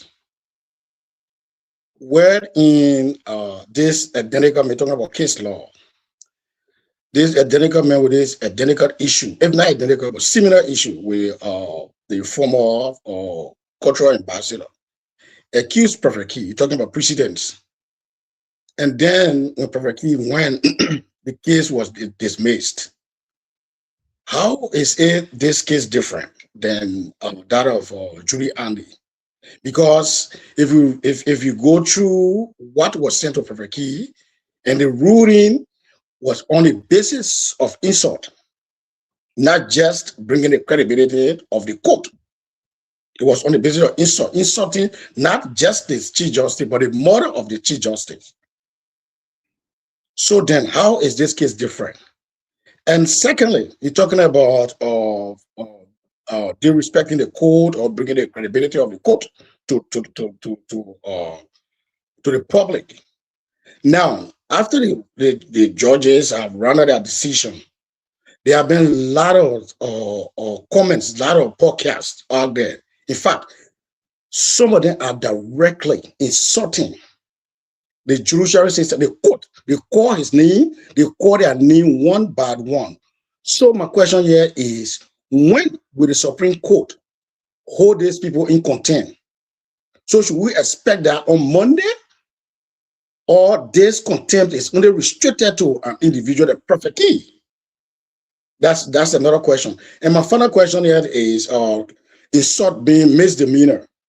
So in a case where we are in a digital world, everybody hold phone and talk. If a man had a phone in a hand or having a podcast, and then he generally insult without directing the insult to a particular person, so then who go after that individual? Thank you. Yeah. Thank you, Chief. Counsel, go ahead. Yeah. Thank you, Aloysius. These are very, very great questions. And I'm going to try to take my time, to respond to them so that at least we get some clarity around it. The first question I understand is, what is different now? Julie Andy had a case against Prophet Key. It was dismissed.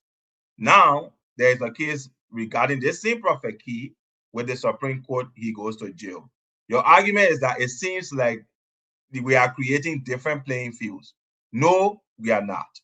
If you listen to me from the beginning, I said that the right to hold in contempt to protect the integrity of the Supreme Court is unique only to the Supreme Court.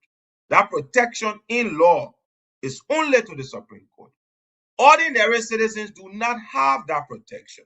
Ordinary citizens must go through the court system to seek redress, either civilly or criminally, depending on the matter.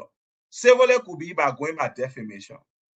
Criminally, if the speech is obscene and amounts to disorderly conduct, you can proceed criminally.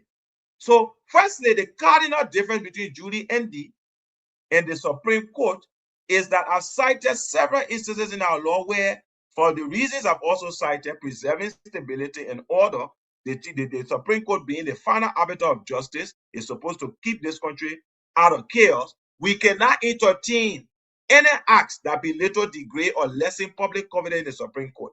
And if people commit those acts, they will be held in contempt. That is unique to the Supreme Court. Julie Andy, you, myself, if the Chief Justice were to exit his position as Chief Justice today and become a private citizen, we do not have that protection. It's not by, we don't have it by law. That's the first difference. The second thing is, when a case is filed before court, the person who that case is filed before must determine the nature of the case when a complaint is made. They can either go civilly and they can go criminally. Now, speech has been decriminalized. That's why some people are saying, oh, the advisor to the president erred and they are playing games. No, speech has been decriminalized.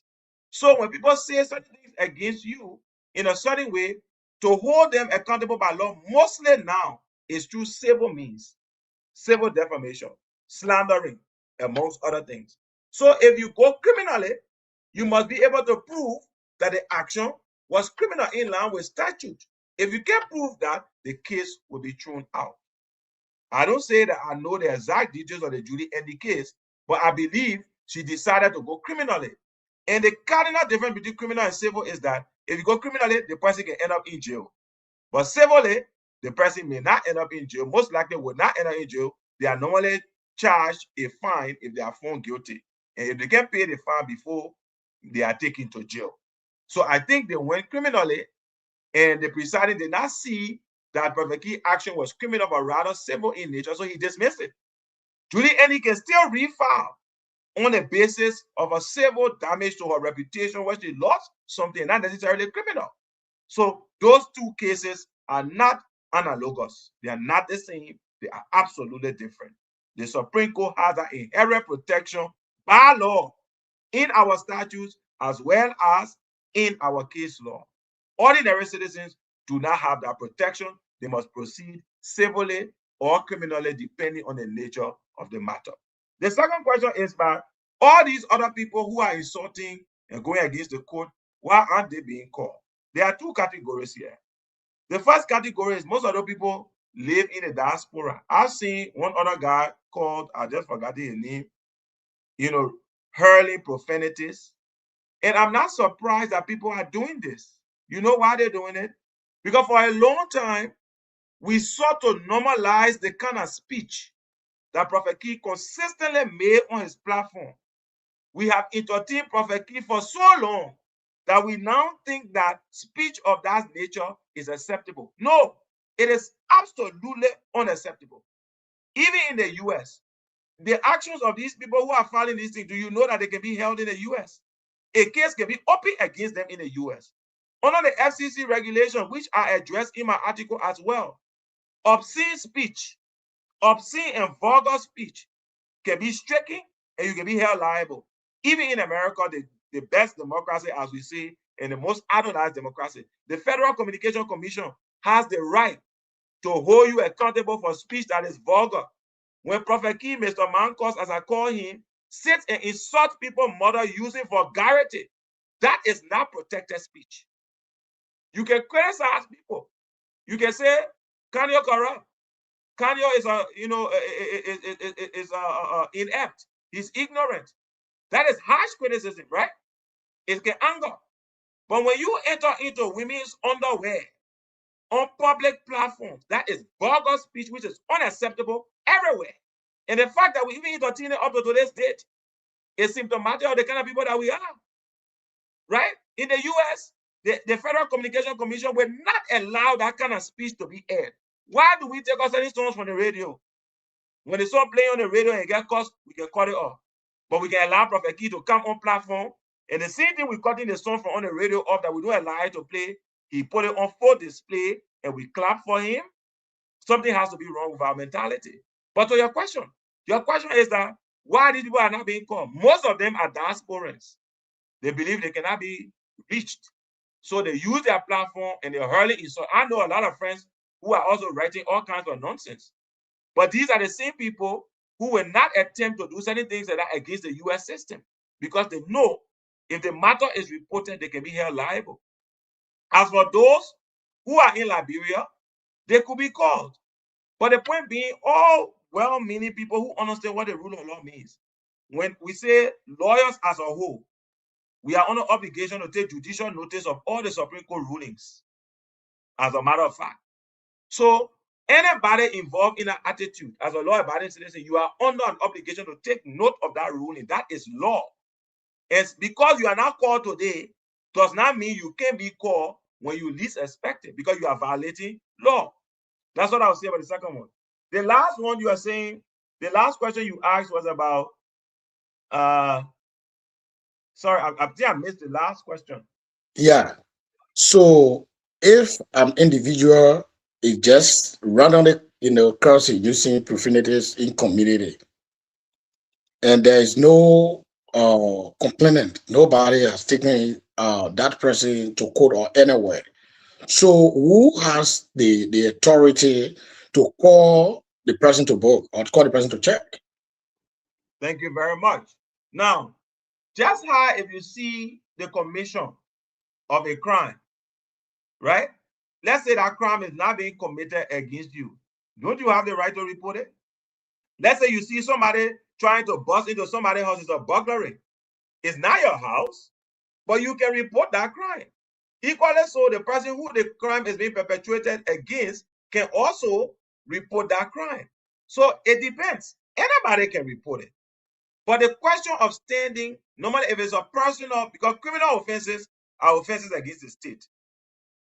Once they are reported, the state takes seize of it and it becomes their case. Civil offenses have to be reported by individuals because they are considered to be actions against individuals. So depending on how the matter is proceeded with, for example, if you start to say, let's say you come to my house in the morning, you stay beside my gate, and you start insulting my mom, insulting everybody there at the gate, right? Now, saying things about me, that can be civil because you defaming me, right? I can sue you civilly. But the state can also get involved and take you criminally by disorderly conduct because you are also disrupting the neighborhood. Other people live there. They have their children there. You spewing invectives. They're listening to you.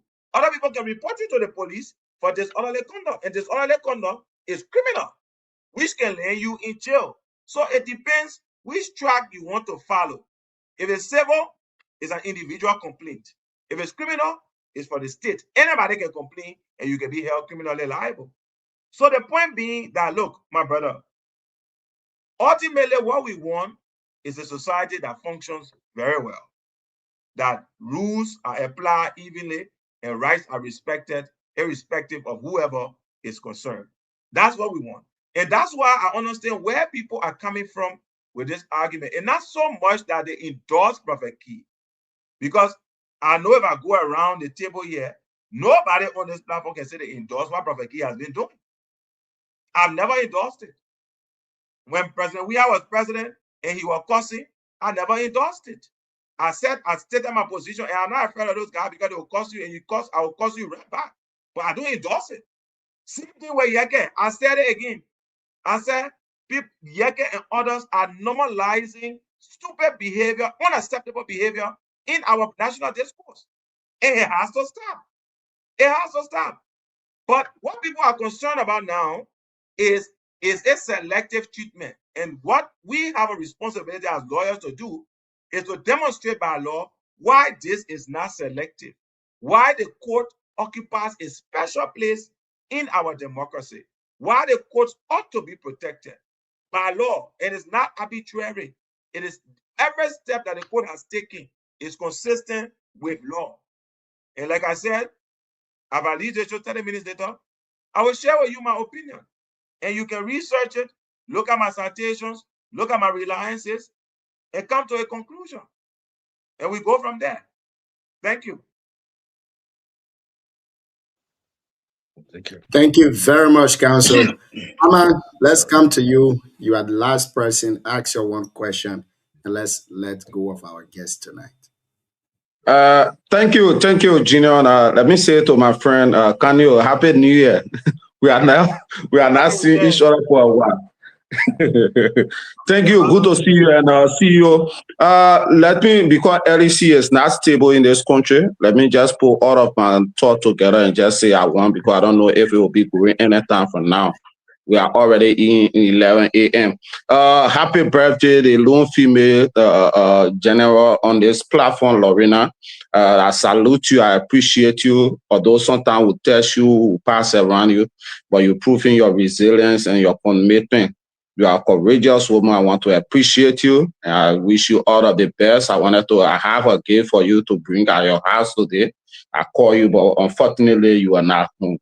So you want your gift tomorrow, I'll bring it tomorrow. I'll drive to you. So happy birthday. That's your question. We got let it Actually, I was expecting that I Kanyo would not be having a team view on this platform, because I Kanyo came from a very long way. We have a lot of things in common, which we cannot discuss here. But CEO, few days ago, I said it to Junior and Cyrus on this particular platform. I said at that time, some of us, how you call it, would then reported between Capitol Building and that of Temple of Justice. Before cases like this, it is not a landmark case. There are precedent judgment there that hold people accountable. And Cyrus, Junior said that he was reading law, that there is no statute of law. I say statute, when you're speaking of statute, when it comes to opinion of judge, every opinion is a law. Both of them, they deny me. I think a good counselor is here and telling them today, these are facts is based on our experience being in a corridor for long. This is why it requires people like I always say, CEO Junior, people like Prophet Key, like Eastern is looking as a pedophile in the United States. In a very civilized and democratic society, people should even be scared to be taking photo, to be standing with him publicly. It is only the only reason that we see this happening, because we have made our society to a certain extent that people have to use insult to get opinion. Even the Facebook and the Instagram that will follow with the YouTube, if you have a channel or a page that you continue with the way that Prophet Key go, like Ghana and many countries that they have an agency to monitor social media contents. There are certain contents that when you made in Ghana and other countries, even in Africa, the institution responsible for social media content, they will tell you that it is undemocratic, it is unpatriotic. They will bring your entire account down. You see, you follow that. There's a lady they call Queen Nadia from Uganda. I think Uganda or Zimbabwe, her page was brought down because the content that she was creating do not meet how you call it the standard. It was against the standard, and they reported her account. How you call it to Facebook? Facebook have to bring it down. You don't sit on a national platform. Prophet Key have a bigger platform now that he need to change a niche. You make a statement. You got a question for our guests. The councillor King, he already supporting why I said I wanted to ask him question, but I don't want to go outside of what we are discussing. So since I want to make a point, Lee Canio before how you call it, my friend over there, CEO. Okay. So the reason I asked him, man, the council got to go, but council, I got a question for you before I'm CEO, people spoke here for almost 3 minutes. I not even gone 2 minutes. People spoke here for 5 minutes. People ask more than 2-3 questions. All right, go ahead, Chief. Why is true that I don't agree with Canio on many things, but what he is discussing today have been my position, not because it is Canio sitting in the position already supporting what I have said, so it means that I should change. For me, I'm a personal matter person, and I live with that. And that is it.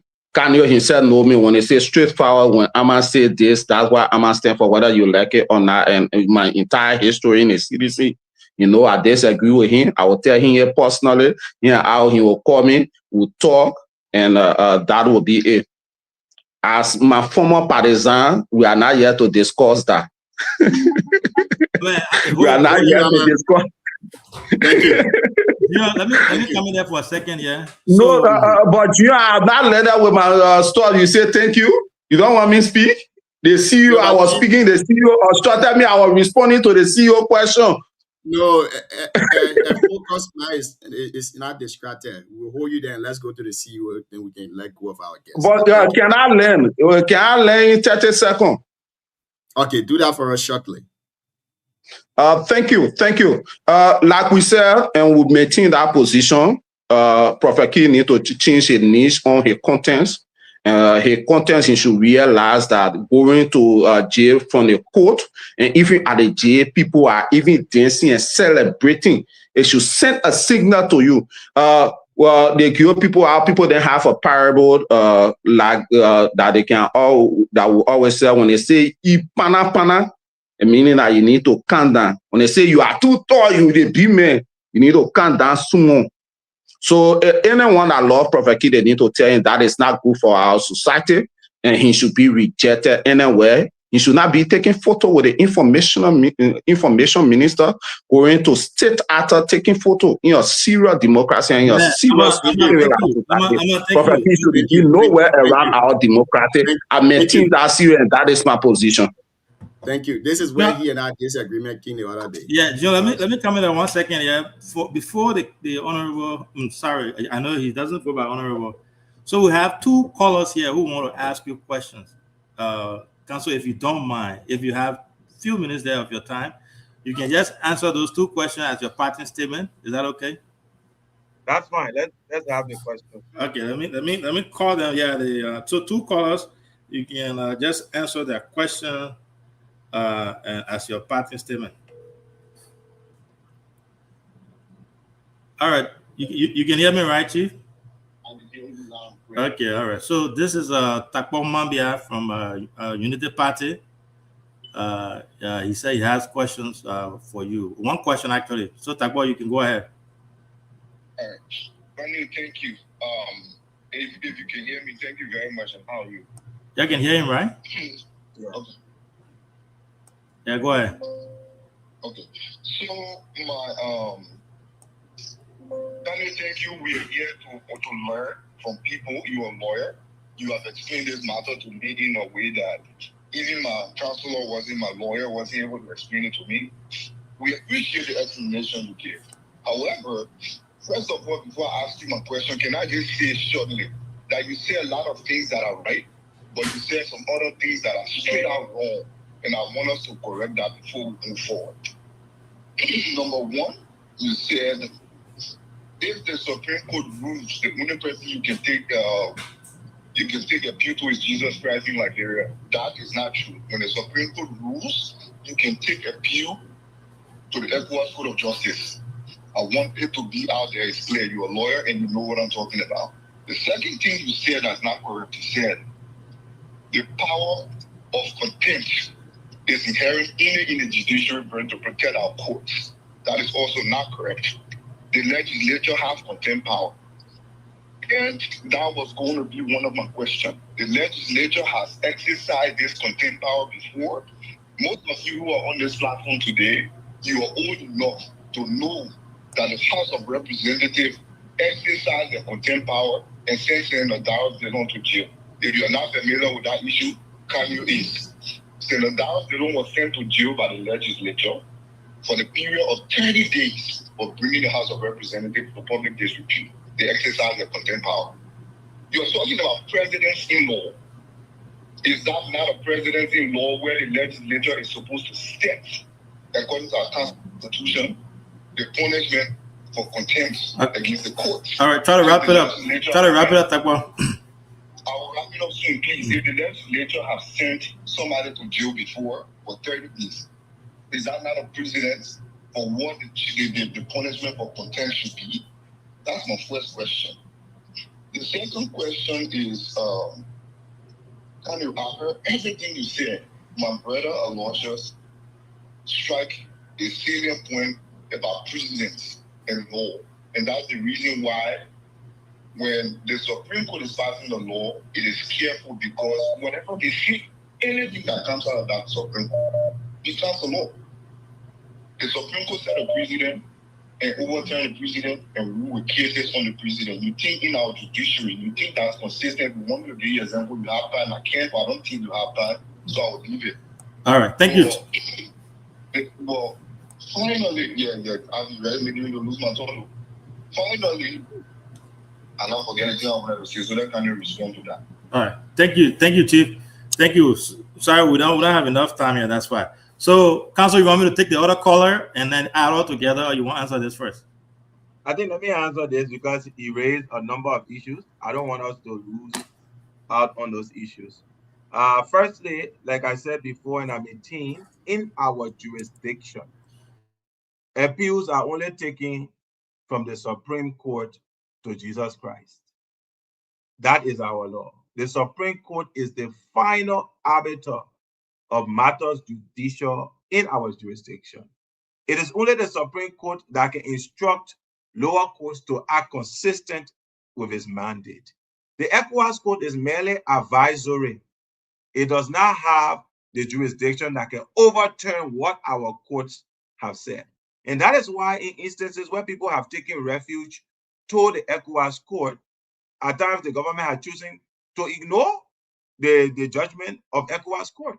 And there have been countless instances where folks have gone to ECOWAS Court and the government of Liberia has ignored that. The government of Liberia cannot ignore a mandate from the Supreme Court of the Republic of Liberia. So it's important to point that out when I talk about appellate jurisdiction. On the issue of contempt, legislative contempt is particularly specifically different from judicial contempt. Very different. Because in judicial contempt, it involves a matter of interpreting laws. It involves a matter of due process. That's where it's at. Legislative contempt has no parameter of such in the way they apply it. All right? The legislature can come together and say, look, you are affecting us in a negative way, and they can hold you in contempt. But in a judicial setting, it is only the Supreme Court that has that right inherent in our case law on contempt as it stands. So these are two separate situations regarding contempt.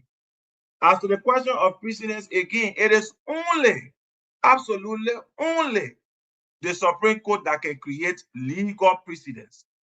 That's why when we study law, you don't find us studying any opinion from the from the legislature. What the legislature deliberate, what is on their meanings, is not instructive insofar as law is concerned. When we speak about law, when we say precedence, we're talking about actions taken by a court that becomes binding subsequently. Nowhere in our jurisprudence have we ever gone to look at what the legislature did to become a basis for further action consistent with law. So legislatures do not create precedents. All right? It is only the Supreme Court, and the reason we say the Supreme Court, we could say circuit courts, but circuit courts are appealable to the Supreme Court, so their decisions are not final. So if they take a decision, if somebody challenges it to the Supreme Court, that decision can be overturned. That's why we look to Supreme Court decisions as precedents. Legislatures do not create precedents. I think those are the key ones. There was another one around final point Takwa raised was about the Supreme Court overturning its own precedents. Sometimes that happens. There have been times when the Supreme Court have rendered decisions and recalled those decisions because times change, opinions evolve. For example, we always like to look at the U.S. as an example. When they had Roe versus Wade, I don't know who followed Roe versus Wade recently. I mean, they overturned it, as I've been trying to follow, right? So it's not unique to Liberia. It happens. But until it is overturned, and that's what I said about the contempt issue, until you either change the law or it's overturned, it becomes the law. And we are all under obligations to respect the law. So no, there is no other appellate institution above the Supreme Court in our jurisdiction. You can go to ECOWAS. ECOWAS is merely advisory. That's why we've gotten many judgments for ECOWAS courts here, and the Liberian government has not implemented those judgments. But there will be no judgment from the Supreme Court that the Liberian government can ignore. They will implement it. So I rest on that. Let me even take the second one. Thank you. Thank you. My question is to Alosha, not Camille. Oh, if it's to Alosha, then we'll call you back after then, yeah? All right. So hold on one second. Last caller here, and then we'll take leave of you. The other caller that called, he said he got a question for Alosha. Myself, I got a question for Alosha. I don't know what part of Booyah he from that too. He said our culture say we can insult. So can you hear me now, Mr. Gonglo? Okay. So Kano, I have a very simple question. I listened to you. You said when Prophet Key was insulting President Weah, former President Weah, you didn't like that. You rejected such conduct in public space. I too did, and I think millions of Liberians did. But today, the fact that the Supreme Court has come on now and on record as part of our case law now, that act was condemnable and adherent to the society, to our values. I want to ask you, what say you about politicians who have been in videos, taking photo, inviting Prophet Key and giving money? And I know you, Kano Bala or Bagbala, would not have given money to Prophet Key based on his conduct, right? What say you about them? I'm asking because not as a lawyer, but as a political pundit and as a political actor. Thank you. Thank you. Thank you, Mr. Gongo. So, Council, that's it there. You can answer that question and then just add it to your closing. Mr. Gongo, thank you for asking my question. That was a question I wanted to ask at the dynamic. You lie. You have look, I have been consistent in my position regarding these matters. I said it with Yeke. I said it with Prophet Key. Yeke has consistently insulted me because of that. He continues to do so, but I don't back down to scoundrels of that nature. we cannot normalize the kinds of language that these people have succeeded in infiltrating into society. Prophet Key is on TikTok. In fact, that's where he really started all of this Marcos and all of this stuff on TikTok. Do you know the age range to be on TikTok? 13 years old. We all have children, young boys, young girls that are now on the internet daily. They are being exposed to this kind of raw vulgarity from people like Prophet Key, from people like Yeke Koluba, and the like, and people like that. I've been very clear about that. I don't deal, look, you can criticize somebody to the core without using the kind of language and obscenity that these guys are using. But it's an offense, not just to morality, but to the very fabric of our society. And we need to reject them. Now, if people take picture with it, does it mean they condone what they're doing? Is that what it says? I don't think so. Because to condone it, you must express open admiration or consent or agreement with what they do. So I don't think it amounts to, condonation simply because you take a picture with a person. Though I would say I would not be running to take a picture with Prophet Key. I mean, I'm looking for someone like Thabo Mbeki to take a picture with him. I'm looking for Mary Lauren Brown to take a picture with her. I'm looking for, people who inspire in their own little ways to take a picture with not Prophet Key and Yeke Koluba. It's the collapse of society that have given rise to these people to even have pulpits where they can pontificate with the kind of language that they use. But we collectively as a society, regardless of our political persuasion, must be able to stand up and say there should be a threshold of what we are going to accept in the public domain. And I like what, I don't know if it was Aloysius who made that point or someone else about, no, I think it was Emma. Emma made that point. In other countries, they are now setting up institutions that have clear mandates to see how these kinds of views do not proliferate. Ministry of Information does not clearly have that mandate because they are more on the licensing side. LTA does not have that mandate because they are more on the issuance of license for the area. Content in the US is regulated by the FCC. It's regulated. We don't have that body yet. Maybe we need to get to that point. Maybe we need to pass some laws to determine what is obscene. Like in the US jurisdiction, they have a phrase where they say, even if we're not able to define it, we say, I know it when I see it, or I know it when I hear it. There are certain kinds of language, the minute you hear, you know, this is not language that should be used publicly. But we are all laughing, giggling when Prophet Key talking about nonsense and Yeke talking about nonsense, simply because it aligns with us politically. But I think we all have gotten to a point as a society that we're not going to tolerate this nonsense, whether you want to support it. In fact, we'll shut them down so that there can be a discourse on the issues and not on vulgarity. That's why I'm thinking, I said, look, if the people of district, I don't know, Oro, that we district 10, if they dare elect Yeke again, then I know the country has something really wrong with us. Because for that kind of consistent attitude to be rewarded with a position in parliament again, there's something wrong. At least we can cover our nakedness, right? And what we try to do, we try to at least mask some of, no one's perfect, but people come publicly, and then this guy is seen on a platform, then you go somewhere and say, oh no, he's a lawmaker. It's not about him. It's a reflection of us. These are the people we want to exalt. So it has to change. And to conclude, thank you again for the time. And I'm happy to always come whenever we have time. It's important for us to talk about these issues. We don't have to all agree. But at least as we bounce ideas, if we are honest, the substance of these ideas will take root. If we are not blinded by politics or our political positioning, if we really just want to be honest, when we have these kinds of decisions or the conversations, the real things will start to emerge. So I'm just happy that we can have it. My disposition, like I said right from the beginning, is that the court acted in a very, very important way, consistent with law. All of the laws are there to back the court, and the precedence is there to back the court. And like I said, I will share with you the article shortly, but let's continue to have these conversations about our country. Thank you so very kindly. Chris, Aloysius, my own brother Ahmad Brooks, who expelled me from a party. Cyrus and other people. I'm going to say, don't forget about Cyrus. Don't forget about Cyrus. Yeah, Cyrus, baby.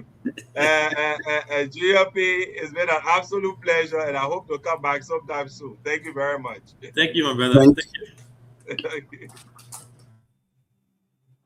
So that's it. You listen to the counselor, and he has made his point.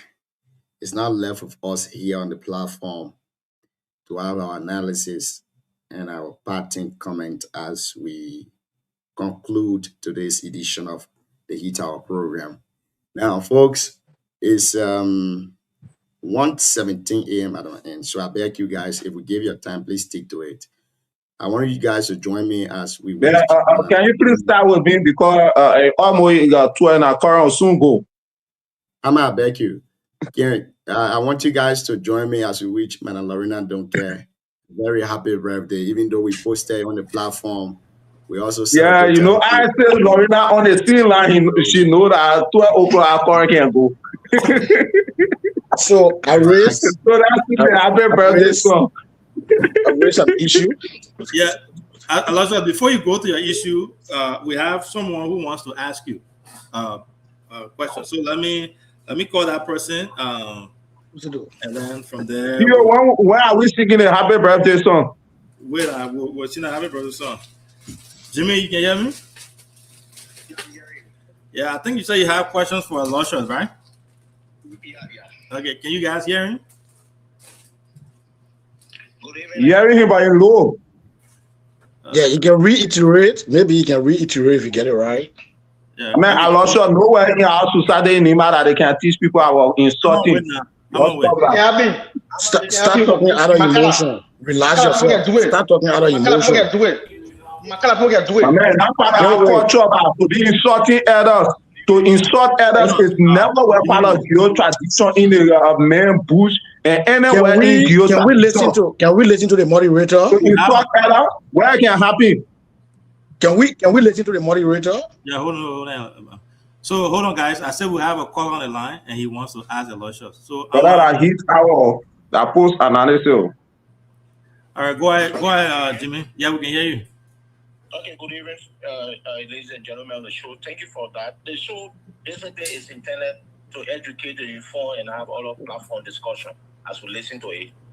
One of your panelists, Aloysius, I guess from Booyah, my in-law, he mentioned that cursing is not forbidden. Cursing is part of our tradition. We are taught to curse, and he disagrees with that. And as such, as a traditionalist, I myself very well. My mother is from Booyah and also married from Booyah. I shared from the two dominant tribes in Nima, sharing the both Mala and Gio blood. So I really want for Aloysius on this platform that's widely known, and we have our kids and family listening, to please share the details to us which of the culture promotes insulting or cursing, as he mentioned. Because if you go by the Constitution, I'm not a lawyer like the Kanyo, but for my elementary civil education, we are also told by Article 5B that the Constitution should promote, the Republic should promote positive Liberian culture and preservation. So which one is a preservation of our culture? Is it causing? Which one is promotion of our culture? Which one is protecting our culture, even by public policy? So I would really like for Aloysius to detail and give us more understanding on that. Thank you, Bernard. I'll call you back for the direct payment. I have the same question for Aloysius, but I'll let him answer first. Okay. Aloysius, there you have it, man. We are all from Booyah, myself from Booyah. That answer you gave, I think it needs a little bit of clarity because I was taken aback by it a little bit. So tell us, what's up? So thank you so much. And for me, I was aware that when I make this statement, people will come. And I saw Sis Lorena and clap your hand, going back and all of those things. So I'm not looking at the legality, the legal aspect. But as a man who were born in Nima, I left from Nima at the age of 16, between 16 and 17, before going to Monrovia. And so I understood and saw and was part of the process of learning how to use court. But I'm not saying it is customary or it is accepted to insult anyone. So Coxing had time. You got who, when, and how, why you insulting. For example, during the war, people use curse. And at that point, curse were used to give you strength, to intimidate your enemy. And so that's why sometimes you hear say Sanga Yegoba. When you say Sanga Yegoba, they want to nest their cause. Why are they doing that? And it was accepted. That's one. So cause is part of our culture. But the value we're talking about, I don't know what exactly he's talking about.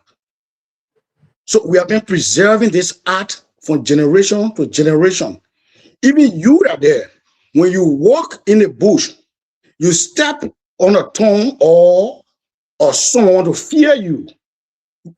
Now, it may not be you in particular, but somebody, you can hear them cursing. So cursing also help you to overcome what is coming against you. Or cursing also help you, it gives you it gives your man your ability to withstand tension, to withstand pain. So it's also part of it. And this is where we get it from. You hear something they call globalism. They talk about culture. We're talking about culture. Then somebody is talking about or is not part of it.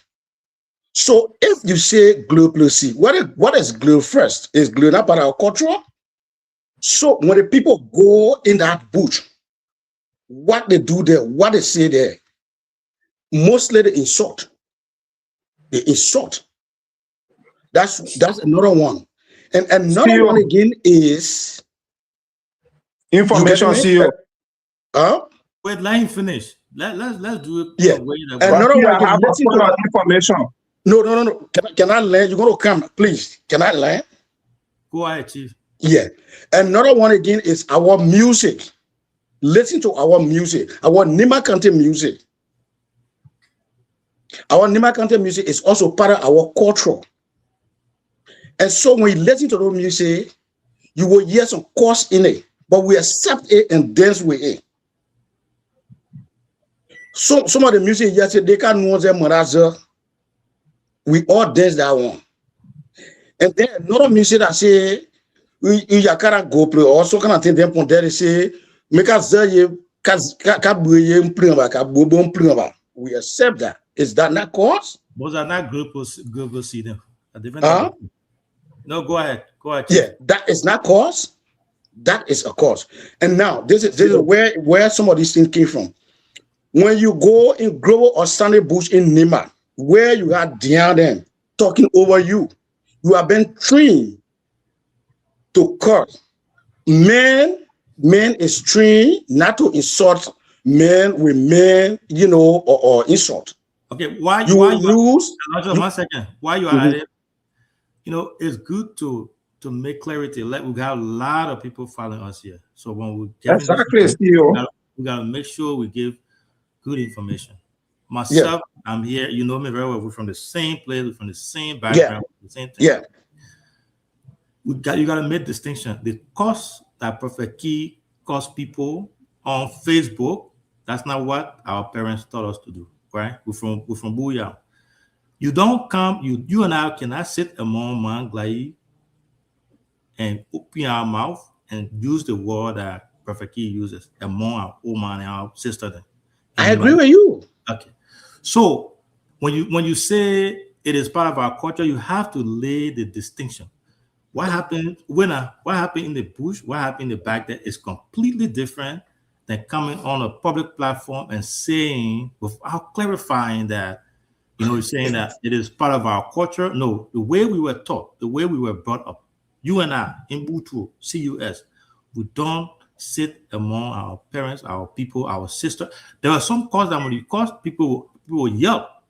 The thing that you're talking about, those are different type of things. So we can't come on here on this public platform and talk about what happened in the back. Traditionally, Okay, can I continue? Can I continue a little bit?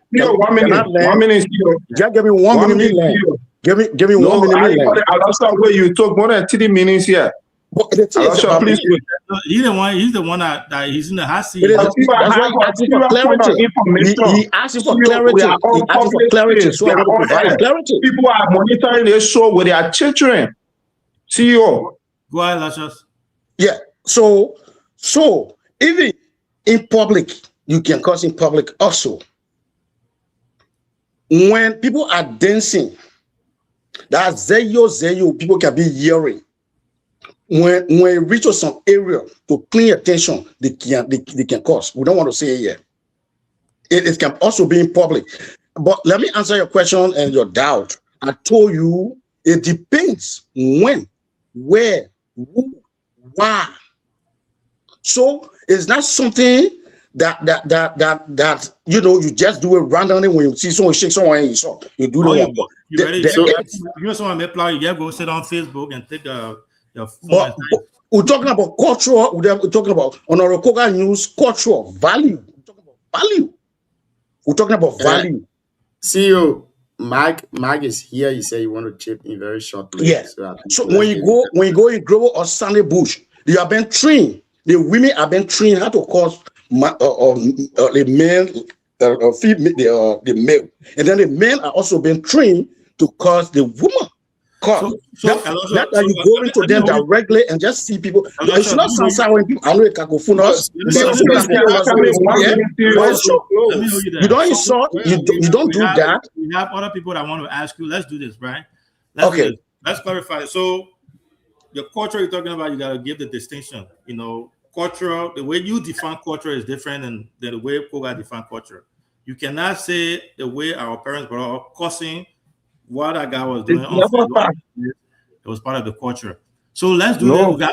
We have other people who want to chip in. We got say Lorena here. We have Cyrus. We have everyone. You know, you and I can go back and forth with that. But I personally, like I said, we grew up in Butuo. The way we were taught, we were never taught to insult or cuss in public. We all grew up there during the wartime. All those things that you're talking about, you know, Sangay Goba, all the things that were done. At the appropriate time when there was a need for it, they did it in a way that was. But what we are talking about here is coming on Facebook, where when someone do something, you take Facebook page, you go and then you call somebody their mother, back to back. That's not part of our culture. That's different. But anyway, Junior, what we'll do is go to Mike from Mike, then we can get the other people to chip in. Thank you, Mike. Go ahead, Chief. Thank you. Again, we want to say good evening to all of you on the show. I want to actually appreciate you for keeping us updated with several information. Seeing your graduation coming and you run away from all those. Yeah, I want to say happy birthday to my Lorena Dunge. Ama, you don't need to carry my sister gift to your house. Carry to her office and you're going to be celebrated. The birthday is going to be celebrated at our office tomorrow because you know it fell on Sunday. So you don't need to. You know, please ask my former partisan why he acting like I'm not on the show. When he come on the show, he don't speak to me. Sorry. Go ahead, Chief. Make a point shot. So we don't present Nima all there. We got culture that can work on other countries' culture. I think the reason for which we got a poorer and extended society, for which it has brought us this far and brought us the level of sanity we have in society is our people have been taught the formal education in those two separate places. Today, women are giving respect to their men in the home because of us adapting ourselves to the European culture. When we had a culture that we established at our backyard and our women used to go there to learn, there was no way that our wives, our sisters, our mother would stand in the midst of men to express their satisfaction. Many of their angles used to be in bed and other places. They were not walking upright in the midst of men. And then there where they learn how to cook, to ply hair, to even lay basket and even bread on the farm. And the same goes with we the men whenever we go to the poor society.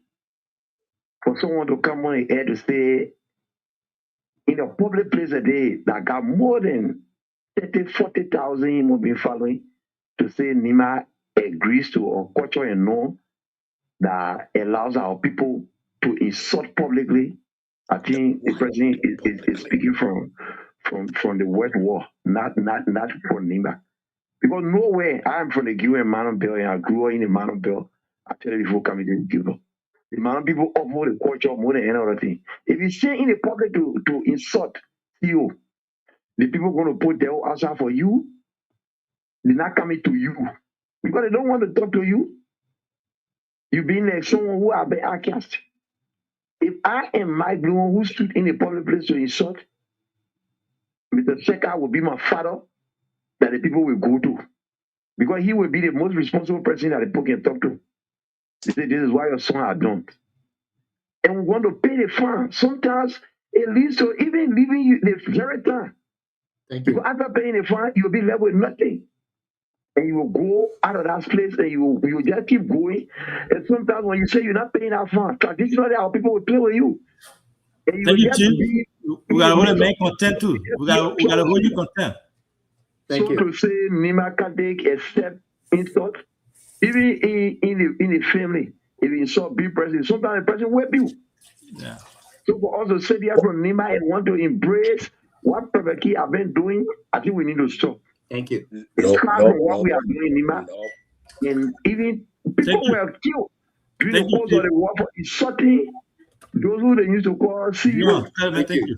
If you call the special forces mother, the man will kill you. Thank you. Will kill a woman right here at Saturday parking in Camden. Thank you, because Chief. they can't hit the woman wheelbarrow and the woman says, "How stupid man is this?"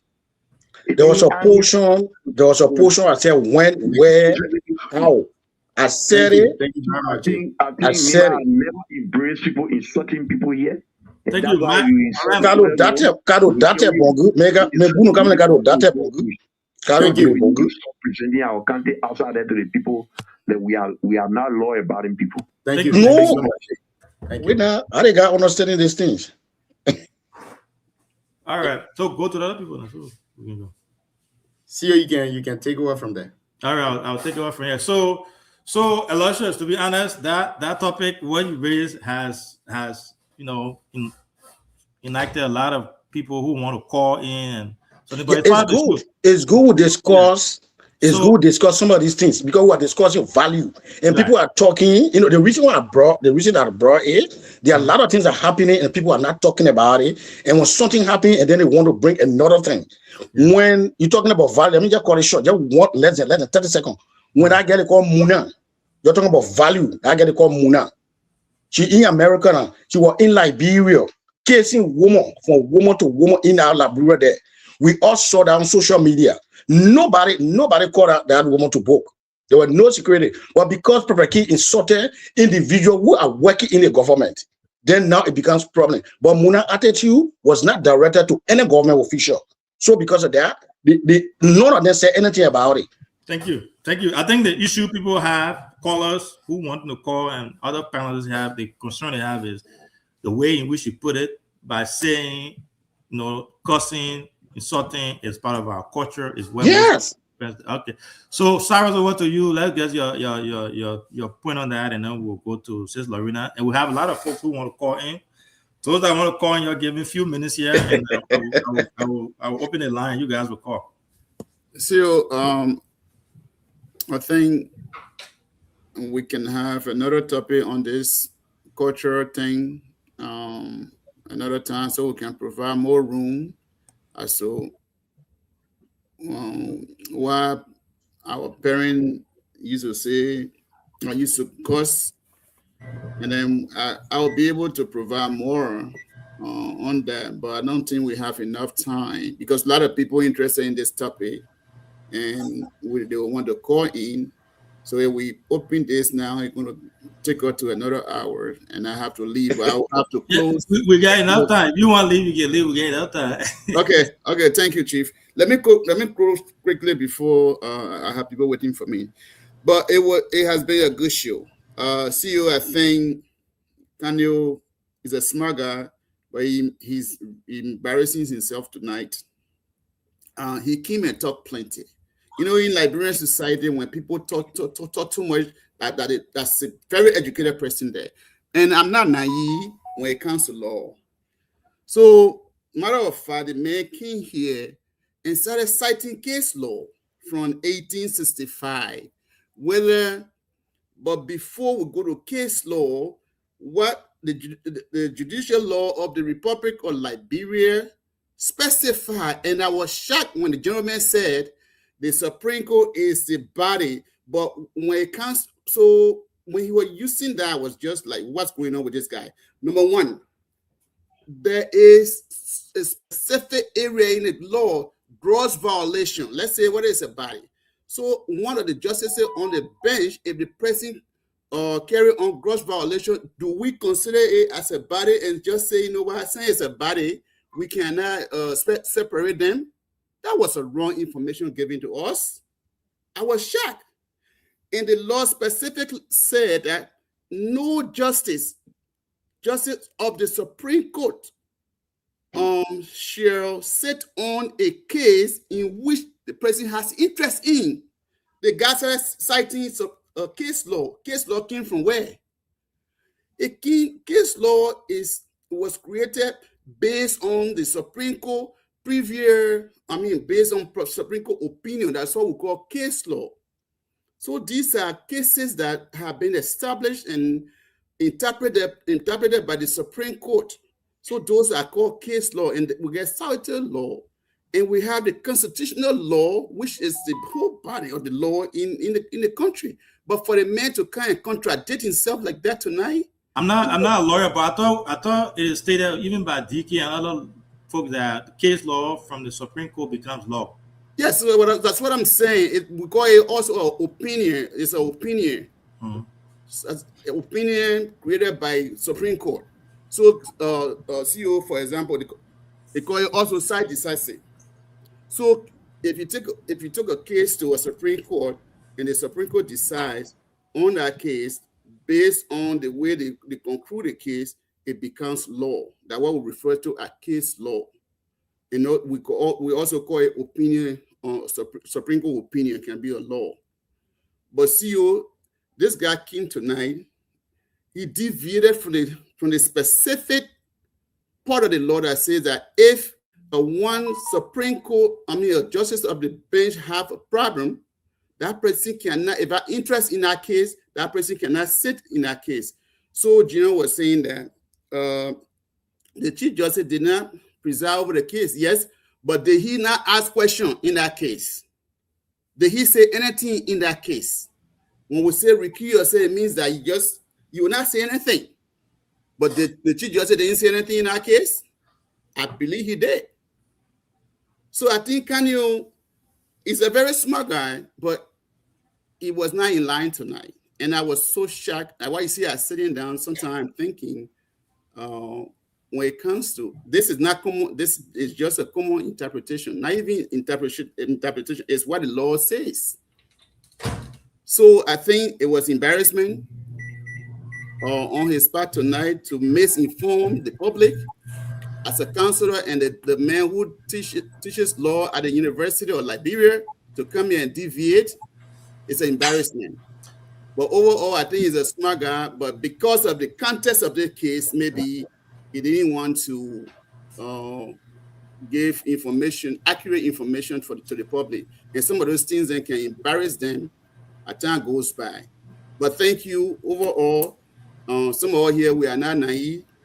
Before we come on this show, we can do more research on what. I can't just come here and just talk from my head, blah, blah, blah, blah, blah. No, especially when it's come to constitutional matter, I should and must be able to provide areas that people can go and read. Anybody who disagree with me tonight, go and read the Judicial Law of the Republic of Liberia, Chapter 17, Section 2.7. Go and read it for yourself. It's not rocket scientist. Thank you. So I don't think I will agree with you that it was an embarrassment. This is To me, first.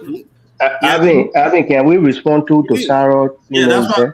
Let me finish before you come in. So I won't allow that to go.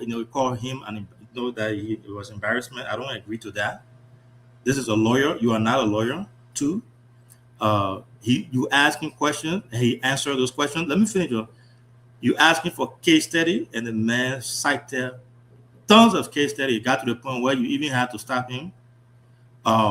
Again, you may not like the way he answered the question. There are thousands of people in Liberia around the world discussing these topics from different vantage points, both from the folks that got legal background and those that don't have legal background.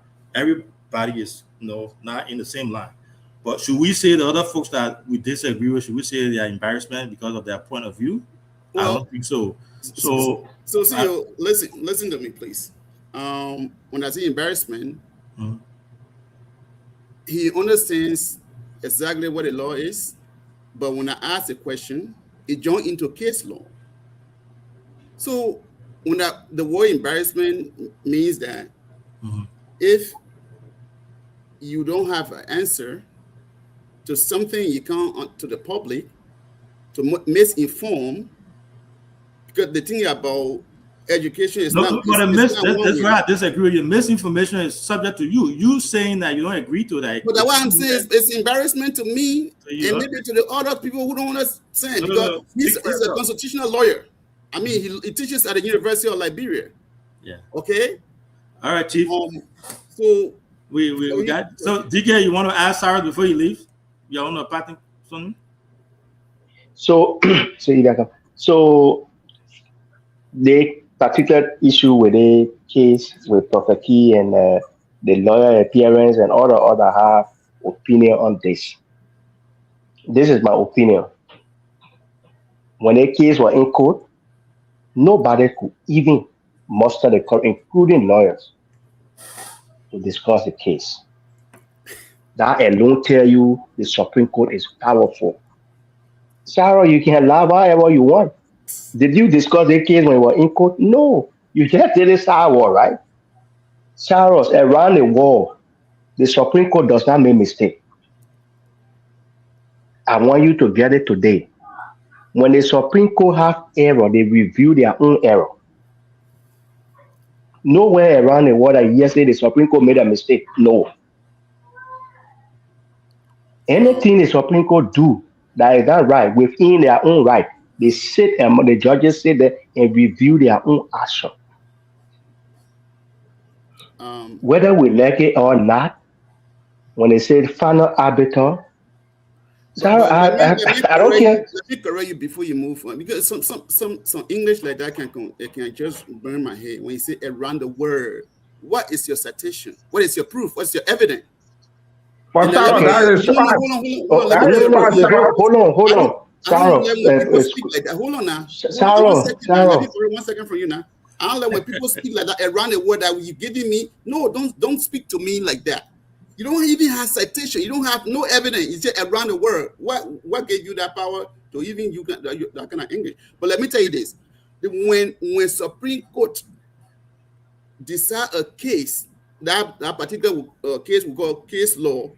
Remember now, the legislature can go back if the mistake is on it. They can go back and suspend that particular case law. Don't you know that? Until there is a law, right? Until there is a law, and if you disagree with me, I can show it to you here. Thank you. Because the way you can stop that. Sarah, stop that. They hold on. Sarah, stop that. Supreme Court does not reverse Supreme Court opinion. They can say the legislature can reverse Supreme Court opinion. No. The opinion law. What are you talking about? Why are you confusing yourself, Sarah? What are you talking about? The legislature cannot. They can say legislature can reverse Supreme Court opinion. Okay, just simple. Never. Hold on now. Just put it in your phone, Google phone right there, and just define case law and go down. You will see why. All right. So, Sarah, thank you. We gotta go. Alvin, I was speaking with Sarah. Stop me. The confusion that Sarah is having is, I think somebody is telling him case law, somebody is telling him precedent, and somebody, the reference they're making that case laws is this, is they are telling you Supreme Court, when Supreme Court render a decision in a particular case, a similar case appear before them. They make reference and rule, they rule in our land. That's why they say case law. Start deciding, they say, okay, somebody charged somebody the day before in Bapolo.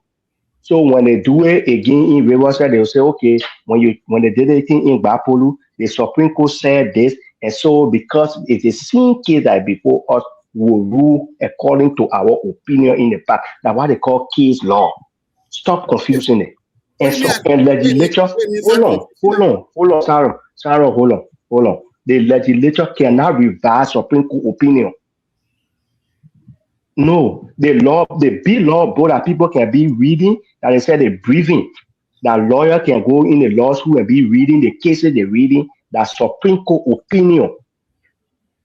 That the Supreme Court opinion people can be reading. That why when case come from the lower court, when you're not certified with it, the Supreme Court does not ask for evidence.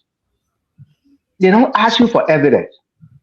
You don't see anybody giving cup of tea and say, oh, that the color they use it. Let's read it small, because you argue, I don't let argument like this. Let's say here, this is just a short here, say, case law is considered a good law if it's still valid and has not been overturned or suspended by a later regulation. So what are you telling me? What are you telling me on this? So you give evidence, you ask for references. Do you have any hold on, Alvin, hold on. Alvin, hold on, Alvin. Sarah, we dictionary you reading from? It's a cool. I just, because of this, I just take you to Google. Okay, so people that here, listen, people that here that went to school, in the law school, the judiciary, they had a black law dictionary. That's how your Google, that's how your Western dictionary. In law, they get black law dictionary. Listen, at the time, it would take your definition from Google from Western dictionary. Is that what lawyer use? Is that what lawyer use? DK, the first place you mislead me is that you said around the world. All right, Theo, can we come here almost to Sarah, we gotta get there, let the other people go. We gotta go, man. We have to. Theo, thank you. For every time, I just want to. I'm waiting, man. Yeah, relax. Take time. No, I'm waiting to stay on the show for more than 4 hours. Chris wanted to talk. I think Chris had issued on what Lorena, the two that data can't make it. You have to reach out further. I'm always what we are not discussing. Yeah, we have, like I said, we have other callers I want to call. That the topic that Elisha brought up is very important. We have to stick with that and get clarity on that before we close out here tonight. So Amma, over to you, and then from there we'll go to Chris, and then from Chris we'll take callers to be those that I wanted to ask Elisha's few questions here. Bro, I gotta go to work though. What time are you going to work? About 15 minutes from now. Okay, so Amma, go ahead. Just make it brief. Thank you, CEO.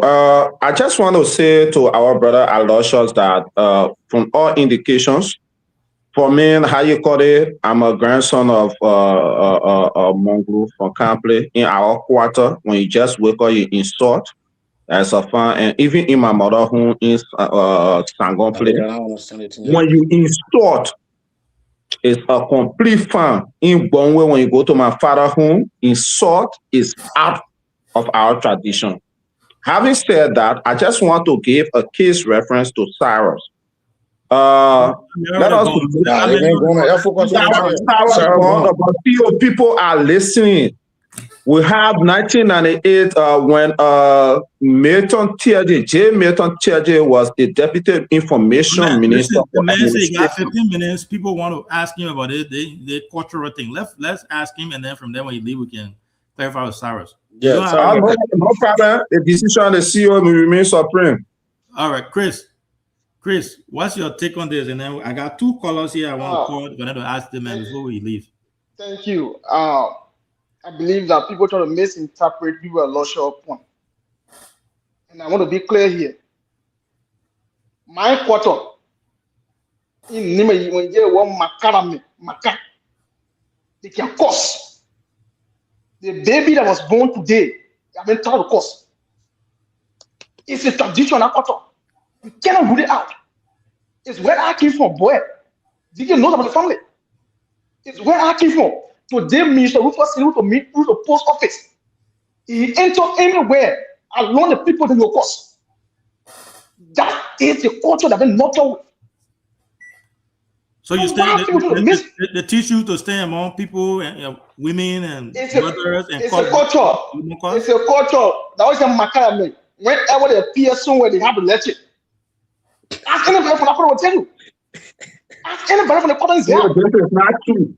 I'm lying. No. It's not lying. I'm from the culture. I was born there. I'm a boy. Anybody from Ziako only land to see the land. You can't see it. So the thing is, people should not misinterpret to generalize Liberian culture. In your village, you have culture that you live by. In my human people is there, the Macarame, they can cost. All right, Chris, we got one of your District 5 brother in line. Let him ask Aloysius. Let him say one or two things that we can go ahead. A man from the same district you're from. Lawrence, you can hear me? I can hear you, Gavin. All right. Lines. Yeah, Chris. I'm from there too. Go ahead, Chief. You say for we about cell phone. Lawrence, you can hear me? Yes, I can hear you. Yeah, go ahead. 2 minutes. CEO, thank you guys so much tonight. I think this is very important. This is very important that we convey to people. There, Chris, you hold on. Don't lie to people. I'm from there too. We about there you from? I'm a boy. Not the culture of the people of there. And I don't want to set up public media like this. To sit on this kind of media and paint the people of Zia as a culture of, No. Wait now. Don't get me wrong. Don't put me okay. I said people are boy. No. Grace. Go ahead. You and myself not doing back and forth, please. Lauren, go ahead. Okay, thank you again. One Lauren question. We the people of Nimba, and I'm from Tapeda District, Chris is from Tapeda District, Chris is from Zia, and I'm from Zia. Chris will not the people that Zia people have this, open policy that you get anywhere and insult people. That's a lie. We do not do that. To Brother Aloysius, I think you were mentioning things that I will refer to as that during that time society has broken down. Oh, okay. The breakdown of our society, where anybody can cause. And even when you talk about the Zos and the elders, when it says Zayu, that anybody in the crowd who says something after Zayu, there are people who are identified to say certain things. Not everybody who go about cursing in my country. So y'all will not portray Nima County as where people are very indecent, they go about insulting and abusing people. What Prophet Key is doing is just it just beats my imagination that people of Nimba and we as people will endorse it and say, oh, because he gone to jail, that why we are standing up. Thank you. Let's stop that. Can I just say something once before we go? Yeah, so I got your man Gabriel wants to talk. Let me call Gabriel. Let Gabriel talk for 2 seconds, and then you can just close it. Yeah. Okay. Yeah. So let me get Gabriel real fast, and then we can call it a night. Gabriel, the Catholic good man, the traditional man wants to say. Yeah, let Gabriel come. Let you from Gabriel. Let's see what the Catholic good man wants to say. Yeah, listen to Gabriel.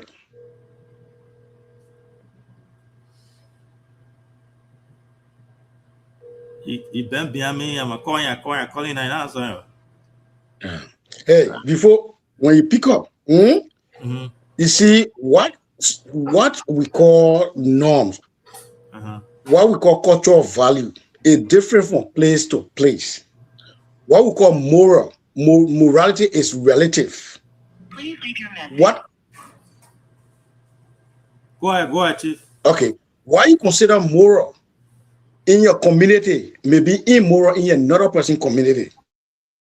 So you cannot discuss the thing on personal feelings. And what is happening is that we have lost our cultural taste. You're talking about at the time our society was broken down. I only mentioned the water only one time. But I discuss on no more time. When you go in Grove or Sunday Bush, those places when you go, the behavior that there is different. The behavior there is different. So I'm not saying that you just pass around and insult people. No. But when Honorable Koga was talking about value, he used the word value. And Honorable Koga is coming from the sociological point. And I guess he also went with the anthropological point. I guess that's where you're coming from. If you're saying those things, you have to be careful. Because some of those things is something that we do normally. Don't tell me say you're not going in Nima gathering that people get up and just call people attention with what that people consider profanity. And when it happens, it's just normal. People respond to it in a very fun and unique way. So I'm not saying it is good for people to pass and insult whosoever they say. No. That's why I said when, where, who, why. Thank you. So Chris, before you come on, I have someone who wants to clarify that I think you're talking about there, so they can tell you the actual meaning of it and the way it works. I know you say you are a traditional man. Go ahead, Chief. He listen to you. Okay, Chris, this is Mike Noor. I just want to let you know that the Makala that we say in Makala, it means group of people who traditionally are bound on the fellow of a breast fellow. That's a Makala. Their cultural performances was based on tradition where if they are going on the full line, the past word that they will be using, or where they performing certain tradition, the long devil is performing, or the koto, or the blogger. When it's performing, that's how the news, that's it. Almost like where we in the middle of say, me can see this one. Hold on. You come say that, no. They can't finish.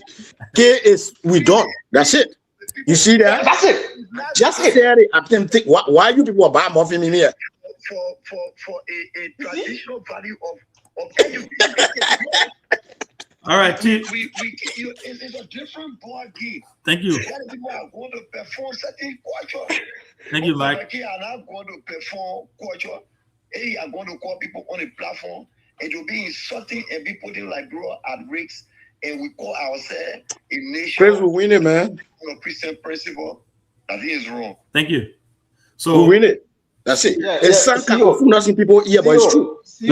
Let me say that before Chris you come in. I think the way in which you're saying it is wrong. I still stand by it, and most people. Me? Yeah, well, let me finish now.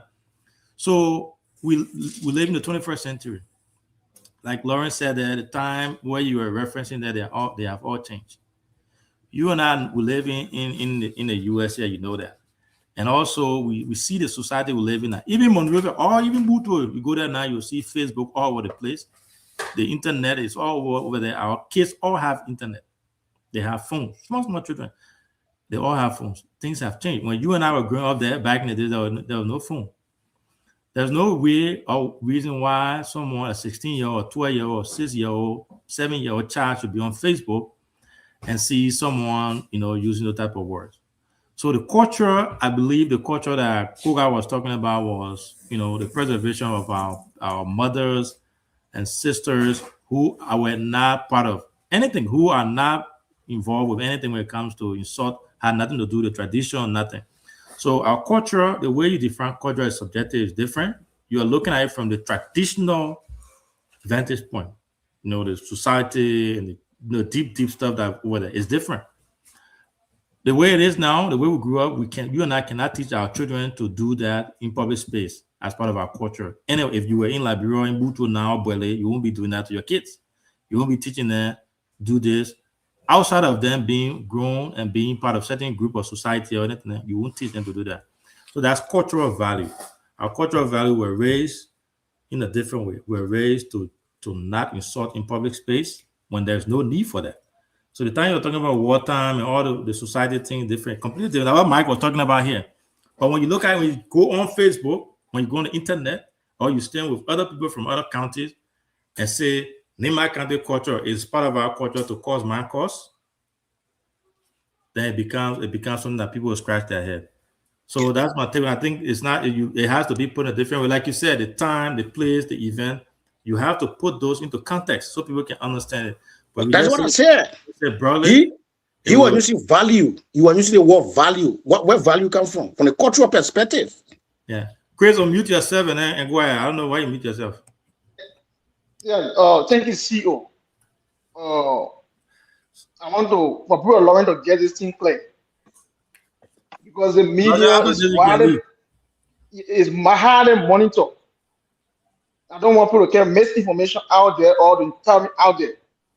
I never said that people can insult on the show. Now what I said, I want for Brother Lawrence to get this clear. And what I said, Lawrence from Zia Newton, the big guy from Zia Newton, I'm from Old Town. The quarter I came for, boy, and I'm meeting it. We are my kind of people. Even in America today, they have an occasion on the internet hall. I will express it. I will say it. Salute to you. That is our tradition. So I'm not I'm not saying the Zia people can insult. I said the quarter keeping is Zia boy. We are my kind of people. If the baby that was born today, before they bring you outside, they will say the thing to you. When they bring it to the public, they will say it. And they will nurture you with it. And I'm proud to be the son of that tradition. I'm proud to be the son of that tradition. And I stand by it. So the thing you're talking here is, it's not the other people culture, it's not the other people culture. You have different culture from Bedege, have different culture district from Zia people. So the thing is, people should not bring, so Ogas statement, he was generalizing everybody in Lima. Which is wrong. Which is wrong. The quarter I came for, trust me, CEO, it will enter any occasion, you will see it for yourself. If I see me around, see any of the people around, I will listen. That is our value. But Matt just did. So the thing I don't want to do, Lauren to say, the Zia people, Lauren, no. But the quarter point is Zia Makara people, boy people. It's our culture. It's our value. It's our norm. And we cannot put it out. If I born my baby today in America here, I will teach you it. It is part of us. And then a baby will go around. The baby will go around and start cussing. Not go around when they see any of Makara people in that hall, you will that shit. All right, well, man. So that's it. All right, Chris, thank you so much. Thank you. We'll get big day. Someday we'll discuss some of those things. We'll bring traditional people. We're losing our value. We are losing our value. I think that's the mistake we make, though. Tradition, there are certain traditions that are not supposed to be discussed on social media. We are accepting gay right today. We are accepting gay right. We're discussing that one. We don't say anything about it. You know what brought me the thing here? When that girl, or the lady that were kissing woman in our street, in our place. And none of them said anything. None of the government officials said a word. Never. But because today, Prophet Q are referring to corrupt official, and because you're affecting them, they're acting like they're preserving our culture. What culture are you preserving? You corrupt. Thank you. And you corrupt people who insult you. You corrupt. Thank you, Chief. So it has been a great show. It has been a wonderful show. As always, the Heat Hour. Very intense. We come here, we disagree to agree. That's what the show is named, the Heat Hour. Everyone has different perspective on things, the way things are happening from a cultural standpoint, political views, and everything. And that we allow that. We come here to express our views, and no one censors anyone's view here. You say your thing, the other person say that thing. We all share ideas. We move on. That's what the platform is for, and that's what all of us, every one of you. So I want to say thanks to you too, Aloysius, Chris, all of you for coming. We say thanks to our followers for always following us. And we had a really great show today. The council, he gave us a lot of information that we've never heard about before. We learned a lot from today's show. We'll be back again tomorrow with another episode of the Heat Hour. We announce our guests in the group chat. But thanks to for coming on the show, Aloysius and Chris. Chris, your man, Alfonso said you lying. Everybody say you lying. So I know we get on the. So you guys have they're not for now.